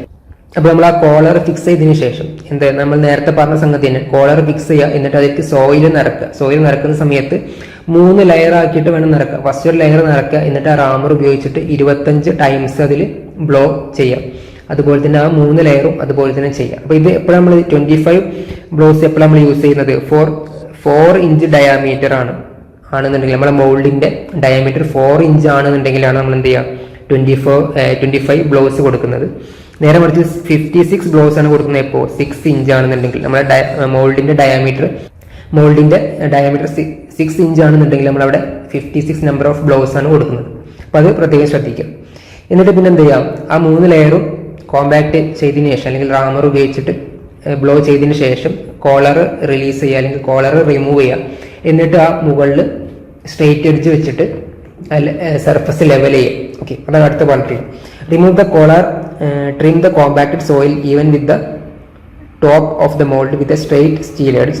Clean outside of the mould and base plate and weight it. എന്നിട്ട് ആ collar ഒഴിവാക്കിയിട്ട് ബാക്കിയുള്ള മോൾഡിന്റെ മാത്രം മോൾഡും അതിൽ അടങ്ങിയിരിക്കുന്ന സോയിലിന്റെയും കൂടെ wait എടുക്കുക. Remove the soil from the mould, split it and take about 100 grams of sample four water content determination. എന്നിട്ട് എന്ത് ചെയ്യുക, ഈ സോയിലിന്റെ വെയിറ്റ് എടുത്തതിന് ശേഷം ആ മോൾഡിലത്തെ സോയിൽ വീണ്ടും ഒഴിവാക്കുക. അപ്പോൾ ഒഴിവാക്കുന്ന സമയത്ത് എന്ത് ചെയ്യുക, അതിൽ നിന്നൊരു 100 grams എടുത്ത് വെക്കുക. എന്തിനു വേണ്ടിയിട്ട്, വാട്ടർ കണ്ടന്റ് കാണാൻ വേണ്ടിയിട്ട്. Break the soil lumps, mix it with the remaining soil in the tray. Add more water to increase the water content by 2 to 3% and repeat the compaction procedure for each increment of water until the mass of compacted soil decreases. അപ്പം ഇനി അടുത്ത procedure എന്താ, അടുത്ത step, ഇപ്പം നമ്മൾ ഈ അതിൽ നിന്ന് ഒഴിവാക്കിയിട്ടുള്ള സോയിലോട്ട് വീണ്ടും വാട്ടർ കണ്ടന്റ് ആഡ് ചെയ്യാം. ഓക്കെ, വാട്ടർ ആഡ് ചെയ്യാം. വാട്ടർ കണ്ടന്റ് എത്ര വെച്ചിട്ട് ആഡ് ചെയ്യാൻ പറഞ്ഞിട്ടുള്ളത് 2 to 3% വെച്ചിട്ട് ആഡ് ചെയ്യാം. 2 to 3% വെച്ചിട്ട് ആഡ് ചെയ്യുന്ന സമയത്ത് വാട്ടറേക്ക് മിക്സ് ചെയ്യുക, വീണ്ടും നമ്മൾ ഈ ഒരു പ്രൊസീജിയർ റിപ്പീറ്റ് ചെയ്യുക, 3 ലെയറായിട്ട് ഫില്ല് ചെയ്യുക, എന്നിട്ട് വീണ്ടും വെയിറ്റ് എടുക്കുക. അപ്പോൾ വെയിറ്റ് എടുക്കുന്ന സമയത്ത് ഇവിടെ നമ്മൾ കുറച്ച് വാട്ടർ കണ്ടന്റ് ആഡ് ചെയ്തുകൊണ്ട് സ്വാഭാവികമായിട്ടും ആ ഒരു വെയിറ്റ് കുറഞ്ഞ രീതിയിൽ കൂടിയിട്ടുണ്ടാവും. അപ്പോൾ കൂടിയിട്ടുണ്ടാവും. അപ്പോൾ ആ വെയിറ്റ് നോട്ട് ചെയ്യുക, വീണ്ടും ഇതുപോലെ തന്നെ റിപ്പീറ്റ് ചെയ്യുക, കുറച്ചും കൂടി വാട്ടർ ആഡ് ചെയ്യുക, വീണ്ടും വെയിറ്റ് എടുക്കുക, അപ്പോൾ കൂടിയിട്ടുള്ള വെയിറ്റ് വീണ്ടും നോട്ട് ചെയ്യുക. അങ്ങനെ റിപ്പീറ്റ് ചെയ്യുന്ന സമയത്ത് നമുക്ക് ഒരു പോയിന്റിലെത്തുന്ന സമയത്ത് വെയിറ്റ് കൂടിയിട്ടുള്ള വെയിറ്റ് കുറയാൻ തുടങ്ങും. ഓക്കെ അല്ലേ? അപ്പോൾ ആ കുറയാൻ തുടങ്ങുന്ന സമയത്ത് വീണ്ടും ഒരു 1-2 തവണ കൂടെ അത് പ്രൊസീജിയർ റിപ്പീറ്റ് ചെയ്യുക. എന്നിട്ട് ആ ഒരു കിട്ടിയിട്ടുള്ള വാല്യൂസ് കാര്യങ്ങളൊക്കെ ഒന്ന് ടേബിളേറ്റ് ചെയ്യുക. എന്നിട്ട് ഇപ്പോൾ ഈ കിട്ടിയിട്ടുള്ള വെയിറ്റ് അല്ലേ, നമ്മളിപ്പോൾ 2 കാര്യങ്ങളാണ് നോട്ട് ചെയ്തിട്ടുണ്ടായിരുന്നത്. എന്തൊക്കെയാണ്? വെയിറ്റും ഒപ്പം നമ്മൾ ഒരു വാട്ടർ കണ്ടന്റ് കാണാൻ വേണ്ടിയിട്ട് ഓരോ റെപ്രസെന്റേറ്റീവ് സാമ്പിൾസ് കൂടെ നമ്മൾ എടുത്തിട്ടുണ്ട്. അപ്പോൾ നമുക്ക് 2 കാര്യങ്ങൾ കിട്ടിയിട്ടുണ്ട്. ഒന്ന് ആ വെയിറ്റ് അല്ലെങ്കിൽ മാസ് കിട്ടിയിട്ടുണ്ട്, ഒപ്പം വാട്ടർ കണ്ടന്റും കിട്ടിയിട്ടുണ്ട്. അപ്പോൾ ഫസ്റ്റ് നമ്മൾ ബൾക്ക് മാസ് ഡെൻസിറ്റി കാണാം. എങ്ങനെയാണ് മാസ് ഡെൻസിറ്റി കാണാം? മാസ് ബൈ വോളിയം ചെയ്ത് കഴിഞ്ഞിട്ടുണ്ടെങ്കിൽ നമുക്ക് ബൾക്ക് മാസ് ഡെൻസിറ്റി കിട്ടും. ആ ഒരു ഇക്വേഷൻ അടുത്ത് കൊടുക്കുന്നുണ്ട്. ഇതാ നോക്ക്, ഫസ്റ്റ് ബൾക്ക് മാസ് ഡെൻസിറ്റി എന്താണ്? Rho equal to mass by volume. അത് നമുക്ക് കിട്ടുന്നത് ഗ്രാം പെർ ml ലാണ്. അപ്പോൾ എം എന്ന് വെച്ചിട്ടുണ്ടെങ്കിൽ എന്താ? Mass of compacted soil. അതുപോലെ വോളിയം ഓഫ് മോൾഡ്. ഇത് രണ്ടും വോളിയം ഓഫ് മോൾഡ് നമ്മൾ നേരത്തെ കണ്ടെത്തിയിട്ടുണ്ടായിരുന്നു. ആ ഒരു ഡയമീറ്ററും ഹൈറ്റും കിട്ടിക്കഴിഞ്ഞാൽ നമുക്ക് മോൾഡിന്റെ വോളിയം കാണാവുന്നതേ ഉള്ളൂ. പിന്നെ എന്നിട്ട് ബൾക്ക് മാസ് ഡെൻസിറ്റി കിട്ടി കഴിഞ്ഞിട്ടുണ്ടെങ്കിൽ നമുക്ക് വാട്ടർ കണ്ടന്റും കൂടി അറിയാവുന്നുണ്ടെങ്കിൽ നമുക്ക് എന്ത് കാണാം? ഡ്രൈ ഡെൻസിറ്റി കാണാം. ഡ്രൈ ഡെൻസിറ്റിക്കുള്ള ഇക്വേഷൻ ആണ് bulk mass density divided by 1 + W. അങ്ങനെ നമുക്ക് ഈ ഒരു ബൾക്ക് മാസ് ഡെൻസിറ്റി അല്ലെങ്കിൽ ഡ്രൈ ഡെൻസിറ്റി കിട്ടി കഴിഞ്ഞിട്ടുണ്ടെങ്കിൽ ഈ ഒരു ഡ്രൈ ഡെൻസിറ്റിയും വാട്ടർ കണ്ടന്റും വെച്ചിട്ടാണ് നമ്മൾ ഗ്രാഫ് വരയ്ക്കാനായിട്ട് പോകുന്നത്. അപ്പോൾ ഗ്രാഫിന്റെ കേസിൽ നമ്മൾ പറഞ്ഞു എക്സ് ആക്സിസിൽ വാട്ടർ കണ്ടന്റും വൈ ആക്സിസിൽ ഈ പറഞ്ഞിട്ടുള്ള ഡ്രൈ ഡെൻസിറ്റിയുമാണ് വരിക. അപ്പോൾ ഈ ഒരു ഗ്രാഫിന്റെ ഒരു ഷേപ്പ് ഏകദേശം ഇങ്ങനെയാണ് വരിക. നമ്മൾ പോയിന്റ് മാർക്ക് ചെയ്തിട്ട് വരയ്ക്കുന്ന സമയത്ത് ഇങ്ങനെ വരും. അപ്പോൾ ഇതിൽ മാക്സിമം ഡ്രൈ ഡെൻസിറ്റി എപ്പോഴാണ് നോക്കുക? ആ ഒരു പോയിന്റിന് കറസ്പോണ്ടിങ് ആയിട്ടുള്ള വാട്ടർ കണ്ടന്റ് നോക്കുക. അതാണ് എന്ത്? Optimum moisture content. ഓക്കെ അല്ലേ? അപ്പോൾ ഈ ഒരു എക്സ്പെരിമെന്റ് വഴി മാക്സിമം ഡ്രൈ ഡെൻസിറ്റി എത്രയെന്ന് കിട്ടും. ആ മാക്സിമം ഡ്രൈ ഡെൻസിറ്റി കറസ്പോണ്ടിങ് ആയിട്ടുള്ള ഒപ്റ്റിമം മോയ്സ്ചർ കണ്ടന്റ് കൂടെ കിട്ടും. ഇനി അതാണ് അടുത്ത് പറഞ്ഞിട്ടുള്ളത്. എന്താ പറഞ്ഞിട്ടുള്ളത്? It is observed that the dry density initially increases with an increase in water content till the maximum dry density is attained. With further increase in water content, the dry density decreases. The water content corresponding to the maximum dry density is known as optimum moisture content or optimum water content. നമ്മൾ നേരത്തെ figure വരച്ചിട്ട് പറഞ്ഞില്ല, അത് തന്നെയാണ് ഇവിടെ പറഞ്ഞിട്ടുള്ളത്. എന്താ പറഞ്ഞിട്ടുള്ളത്? Dry density initially increases. ഇനീഷ്യലായിട്ട് അതിങ്ങനെ ഇൻക്രീസ് ചെയ്യും. പിന്നെ ഒരു മാക്സിമം ഡ്രൈ ഡെൻസിറ്റി അറ്റൈൻ ചെയ്തതിനു ശേഷം പിന്നെ എന്ത് ചെയ്യും? അത് ഡിക്രീസ് ചെയ്യാൻ തുടങ്ങും. അപ്പോൾ ഈ മാക്സിമം ഡ്രൈ ഡെൻസിറ്റിയിൽ എപ്പോഴാണ് അത് എത്തിയിട്ടുള്ളത് അതിന് കറസ്പോണ്ടിങ് ആയിട്ടുള്ള വാട്ടർ കണ്ടന്റ് ആണ് എന്ത്? ഒപ്റ്റിമം മോയ്സ്ചർ കണ്ടന്റ് എന്നാണ് ഇവിടെ പറഞ്ഞത്. ഇപ്പൊ നമ്മൾ പറഞ്ഞിട്ടുണ്ടായിരുന്നത് സ്റ്റാൻഡേർഡ് പ്രോക്ടർ ടെസ്റ്റ് ആണ്. ഇതുപോലെ തന്നെ ഒരു പ്രോക്ടർ ടെസ്റ്റ് കൂടെ ഉണ്ട്, മോഡിഫൈഡ് പ്രോക്ടർ ടെസ്റ്റ്. അപ്പോൾ ആ 2 പ്രോക്ടർ ടെസ്റ്റുകൾ തമ്മിലുള്ള മാറ്റം എന്ന് വെച്ചിട്ടുണ്ടെങ്കിൽ നമ്മൾ സ്റ്റാൻഡേർഡ് പ്രോക്ടർ ടെസ്റ്റിൽ എത്ര ലെയർ ആയിട്ടാണ് ഫില്ല് ചെയ്യാമെന്ന് പറഞ്ഞിട്ടുണ്ടായിരുന്നത്? 3 ലെയർ അല്ലേ? ഞാൻ വെച്ച് മോഡിഫൈഡ് പ്രോക്ടർ ടെസ്റ്റിൽ അത് 5 ലെയർ ആയിട്ടാണ് ഫില്ല് ചെയ്യേണ്ടത്. ആ ഒരു മാറ്റം തന്നെയാണ് മെയിൻ ആയിട്ട് അതിലുള്ളൂ. പിന്നെ അതുപോലെ തന്നെ നമ്മൾ ആ റാമറിന്റെ ഹൈറ്റ് ഓഫ് ഡ്രോപ്പ് അതുകൂടെ ഇവിടെ മോഡിഫൈഡ് പ്രോക്ടർ ടെസ്റ്റിൽ ഒന്ന് ഇൻക്രീസ് ആയിട്ടുണ്ടാവും. ഈ ഒരു 2 മാറ്റങ്ങൾ തന്നെ അതിൽ വരുന്നുള്ളൂ. ഇനി അടുത്തൊരു ടോപ്പിക് ഇതിൽ പഠിക്കാനുള്ളത് ഫാക്ടേഴ്സ് അഫക്റ്റിംഗ് കോമ്പാക്ഷൻ ആണ്. ഓക്കെ, ഇതും സ്ഥിരം ചോദിക്കുന്ന ഒരു ക്വസ്റ്റ്യൻ ആണ്. നമ്മൾ നേരത്തെ പെർമിബിലിറ്റിന്റെ കേസിലും പഠിച്ചിട്ടുണ്ടായിരുന്നു ഫാക്ടേഴ്സ് അഫക്റ്റിംഗ് പെർമിബിലിറ്റി. 9 ഫാക്ടേഴ്സ് അവിടെ പഠിച്ചിട്ടുണ്ടായിരുന്നു, മറക്കാൻ പാടില്ല. ഇവിടെ നമ്മൾ പറയുന്നത് ഫാക്ടേഴ്സ് അഫക്റ്റിംഗ് കോമ്പാക്ഷൻ ആണ്. അപ്പോൾ കോമ്പാക്ഷനുമായി ബന്ധപ്പെട്ട് നമുക്ക് 5 ഫാക്ടേഴ്സ് ആണ് പഠിക്കാനുള്ളത്. ഏതൊക്കെയാണ്? വാട്ടർ കണ്ടന്റ്, അതുപോലെ amount of compaction, type of soil, method of compaction, admixture. അപ്പോൾ ഫാക്ടേഴ്സ് അഫക്റ്റിംഗ് കോമ്പാക്റ്റിൽ എന്തൊക്കെയുള്ളത്? വാട്ടർ കണ്ടന്റ് ഉണ്ട്, എമൗണ്ട് ഓഫ് കോമ്പാക്ഷൻ ഉണ്ട്, മെത്തേഡ് ഓഫ് കോമ്പാക്ഷൻ ഉണ്ട്, പിന്നെ ടൈപ്പ് ഓഫ് സോയിലും അഡ്മിക്സ്ചർ. ഈ ഒരു 5 ഫാക്ടേഴ്സുകളാണുള്ളത്. അപ്പോൾ അത് ഏതൊക്കെ രീതിയിലാണ് അഫക്ട് ചെയ്യുന്നതെന്ന് നോക്കാം. ആദ്യത്തത് വാട്ടർ കണ്ടന്റ് ആണ് അല്ലേ? നമ്മളിപ്പോൾ ഈ എക്സ്പെരിമെന്റ് ചെയ്തപ്പോൾ തന്നെ അത് പറഞ്ഞിട്ടുണ്ടായിരുന്നു. വാട്ടർ കണ്ടന്റ് കൂടുന്ന സമയത്ത് എന്താ സംഭവിക്കുന്നത്? കോമ്പാക്ഷനും കൂടുന്നുണ്ട് അല്ലെ? അതെല്ലാം എക്സ്പെരിമെന്റിൽ നമുക്ക് കിട്ടിയത്. എപ്പോൾ വരെ? ഒരു മാക്സിമം ഡ്രൈ ഡെൻസിറ്റി അറ്റൈൻ ചെയ്യുന്നത് വരെ. പിന്നെ അതിനുശേഷം അത് കുറയാണ് ചെയ്യുന്നത്. അപ്പോൾ അതാണ് ഇവിടെ പറഞ്ഞിട്ടുള്ളത്. At low water content the soil is stiff and offers more resistance to compaction. As the water content is increased, the soil particles gets lubricated. The soil mass becomes more workable and the particles have closer packing. എന്ന് വെച്ചിട്ടുണ്ടെങ്കിൽ soil mass becomes more workable. എപ്പോൾ നമ്മൾ water content അതിലേക്ക് introduce ചെയ്യുകയാണെന്നുണ്ടെങ്കിൽ അപ്പോൾ അതുവഴി it have closer packing. The dry density of soil increases with an increase in water content till the optimum water content is reached. അപ്പോൾ optimum water content reach ചെയ്യുന്നത് വരെ എന്താ സംഭവിക്കുന്നത്, ഡ്രൈ ഡെൻസിറ്റി കൂടുന്നുണ്ട്. എപ്പോൾ നമ്മൾ വാട്ടർ കണ്ടന്റ് ഇൻക്രീസ് ചെയ്യുന്നതിനനുസരിച്ച്. അപ്പോൾ അതാണ് വാട്ടർ കണ്ടന്റുമായി ബന്ധപ്പെട്ട് നമുക്ക് പറയാനുള്ളത്. ഓക്കെ അല്ലേ, സിമ്പിളാണ്. അടുത്തത് എമൗണ്ട് ഓഫ് കോമ്പാക്ഷൻ ആണ്. അപ്പോൾ എമൗണ്ട് ഓഫ് കോമ്പാക്ഷൻ എന്താ പറഞ്ഞിട്ടുള്ളത്, the effect of increasing the amount of compactive effort is to increase the maximum dry density and to decrease the optimum water content. അപ്പോൾ നമ്മൾ കോമ്പാക്റ്റീവ് എഫേർട്ട് അല്ലെങ്കിൽ compaction amount of compaction കൂട്ടി കഴിഞ്ഞിട്ടുണ്ടെങ്കിൽ അവിടെ എന്താ സാധിക്കുന്നത്, increase the maximum dry density. Maximum dry density നമുക്ക് കൂട്ടാനായിട്ട് സാധിക്കും, ഒപ്പം ഒപ്റ്റിമം മോയ്സ്ചർ കണ്ടന്റ് കുറയ്ക്കാനായിട്ട് സാധിക്കും. ഓക്കെ അല്ലേ. അപ്പോൾ നേരത്തെ നമ്മൾ വിട്ടുപോയിട്ടുള്ള സംഗതിയാണ് സ്റ്റാൻഡേർഡ് പ്രോപ്പർ ടെസ്റ്റ് പറഞ്ഞ സമയത്ത് നമ്മൾ ഗ്രാഫ് പറഞ്ഞിട്ടുണ്ടായിരുന്നു അല്ലേ, ഈ ഒരു ഷേപ്പിലാണ് പറഞ്ഞിട്ടുണ്ടായിരുന്നത്.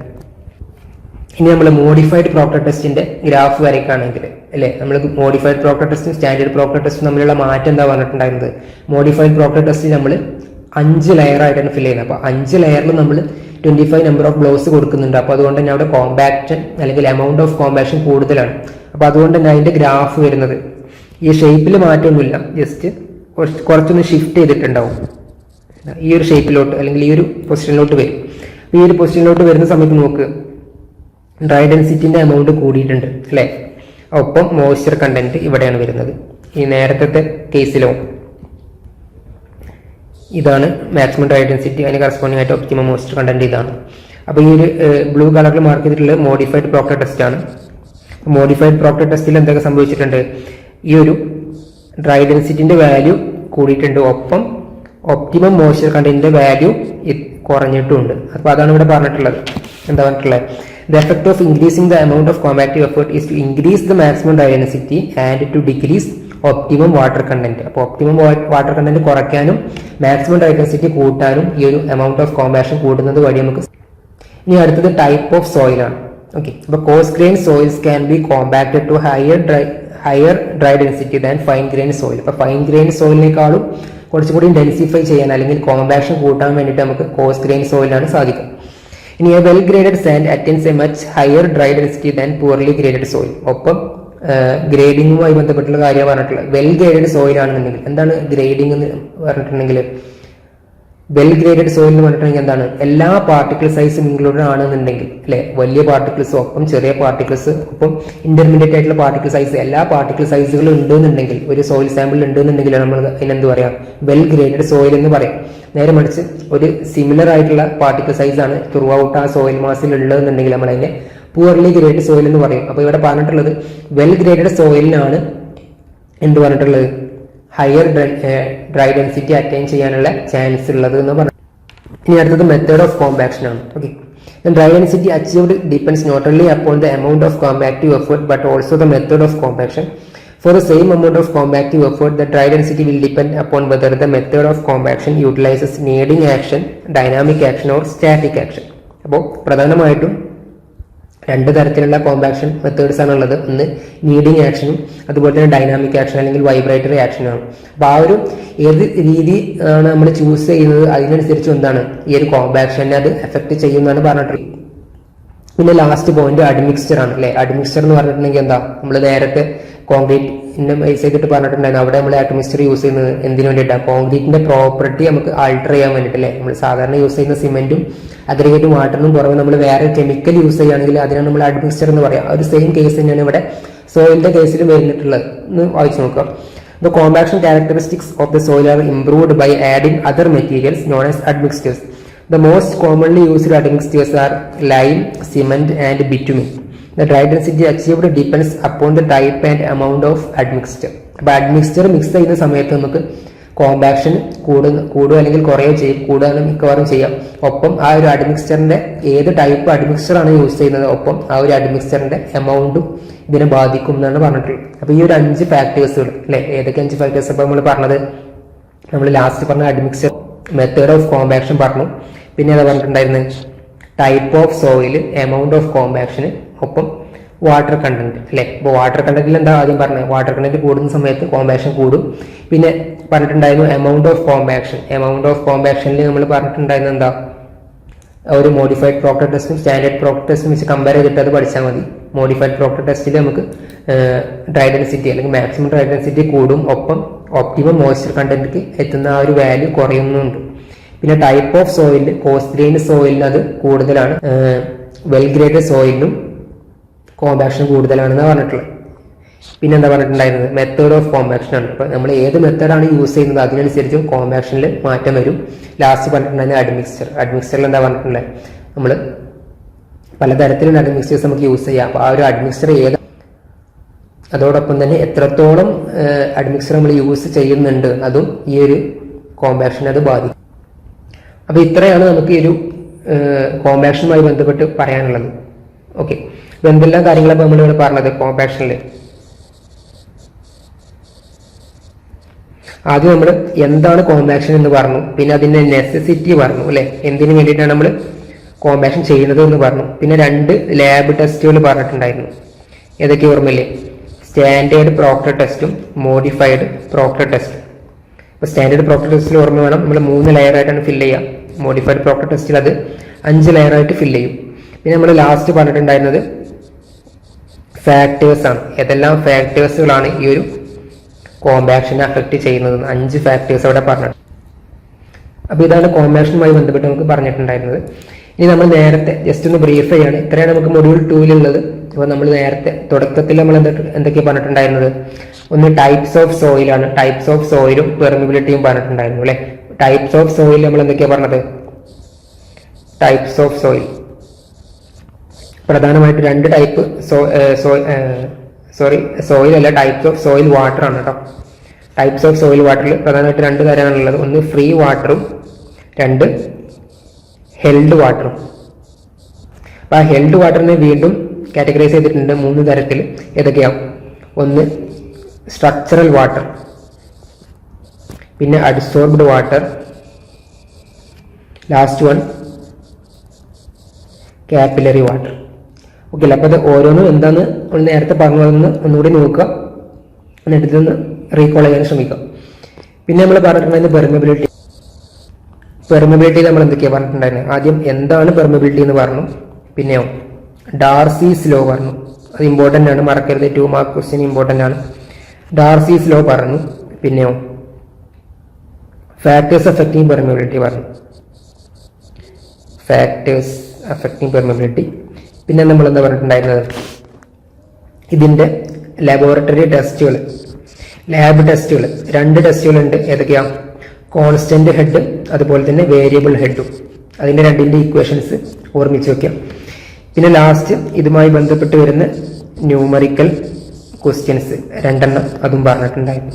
അപ്പൊ ഇത്രയും കാര്യങ്ങളാണ് ഈ ഒരു മൊഡ്യൂൾ 2-ല് വരുന്നിട്ടുള്ളത്. അപ്പൊ മിനിമം ഇത്രയെങ്കിലും പഠിച്ചു വെക്കുക. ഇത്രയും മാത്രമല്ല, കുറച്ചുകൂടെ അധികം കാര്യങ്ങൾ. അപ്പൊ അത്രയും ഇമ്പോർട്ടന്റ് ആയിട്ടുള്ള കാര്യങ്ങൾ മാത്രമേ ഇവിടെ പറഞ്ഞിട്ടുള്ളൂ. ഇതെന്തായാലും നിർബന്ധമായിട്ടും ഒപ്പം കുറച്ചുകൂടെ ക്വസ്റ്റ്യൻസ് കളക്ട് ചെയ്തിട്ട് അതും കൂടി ചെയ്യാം. ഓക്കെ അല്ലേ. അപ്പൊ നേരത്തെ പറഞ്ഞ പോലെ തന്നെ ഈ ഒരു മൊഡ്യൂളിന്റെ നോട്ട്സ് കൂടെ ഇതിന്റെ ഒപ്പം ചെയ്യുന്നുണ്ട്. ആ ഒരു ഡിസ്ക്രിപ്ഷൻ ബോക്സിന്റെ താഴെ നമ്മൾ അതോടൊപ്പം തന്നെ അതിന്റെ പ്രീവിയസ് ഇയർ ക്വസ്റ്റ്യൻസ് കൂടെ കൊടുക്കുന്നുണ്ട്. ഇനി എന്തെങ്കിലും ഡൗട്ട്സോ കാര്യങ്ങളോ ഉണ്ടെന്നുണ്ടെങ്കിൽ നിങ്ങൾക്ക് കോൺടാക്ട് ചെയ്യാവുന്നതാണ്. നമ്പറും താഴെ തന്നെ കൊടുക്കുന്നുണ്ട്. ഓക്കെ, അപ്പൊ നിങ്ങൾക്ക് ഈ ഒരു മൊഡ്യൂൾ 2-ന്റെ സെഷൻ ഉപകാരപ്പെടുമെന്നാണ് കരുതുന്നത്. എന്നാലും നിങ്ങൾ ക്ലാസ് കണ്ടിട്ട് അതിന്റെ അഭിപ്രായങ്ങളും കാര്യങ്ങളും അറിയിക്കുക. ഇനി എന്തെങ്കിലും മാറ്റങ്ങൾ ക്ലാസ്സിൽ വരുത്തണം എന്നുണ്ടെങ്കിൽ അതും കൂടി നിങ്ങളൊന്ന് കമന്റ് ചെയ്യുക. ഓക്കെ.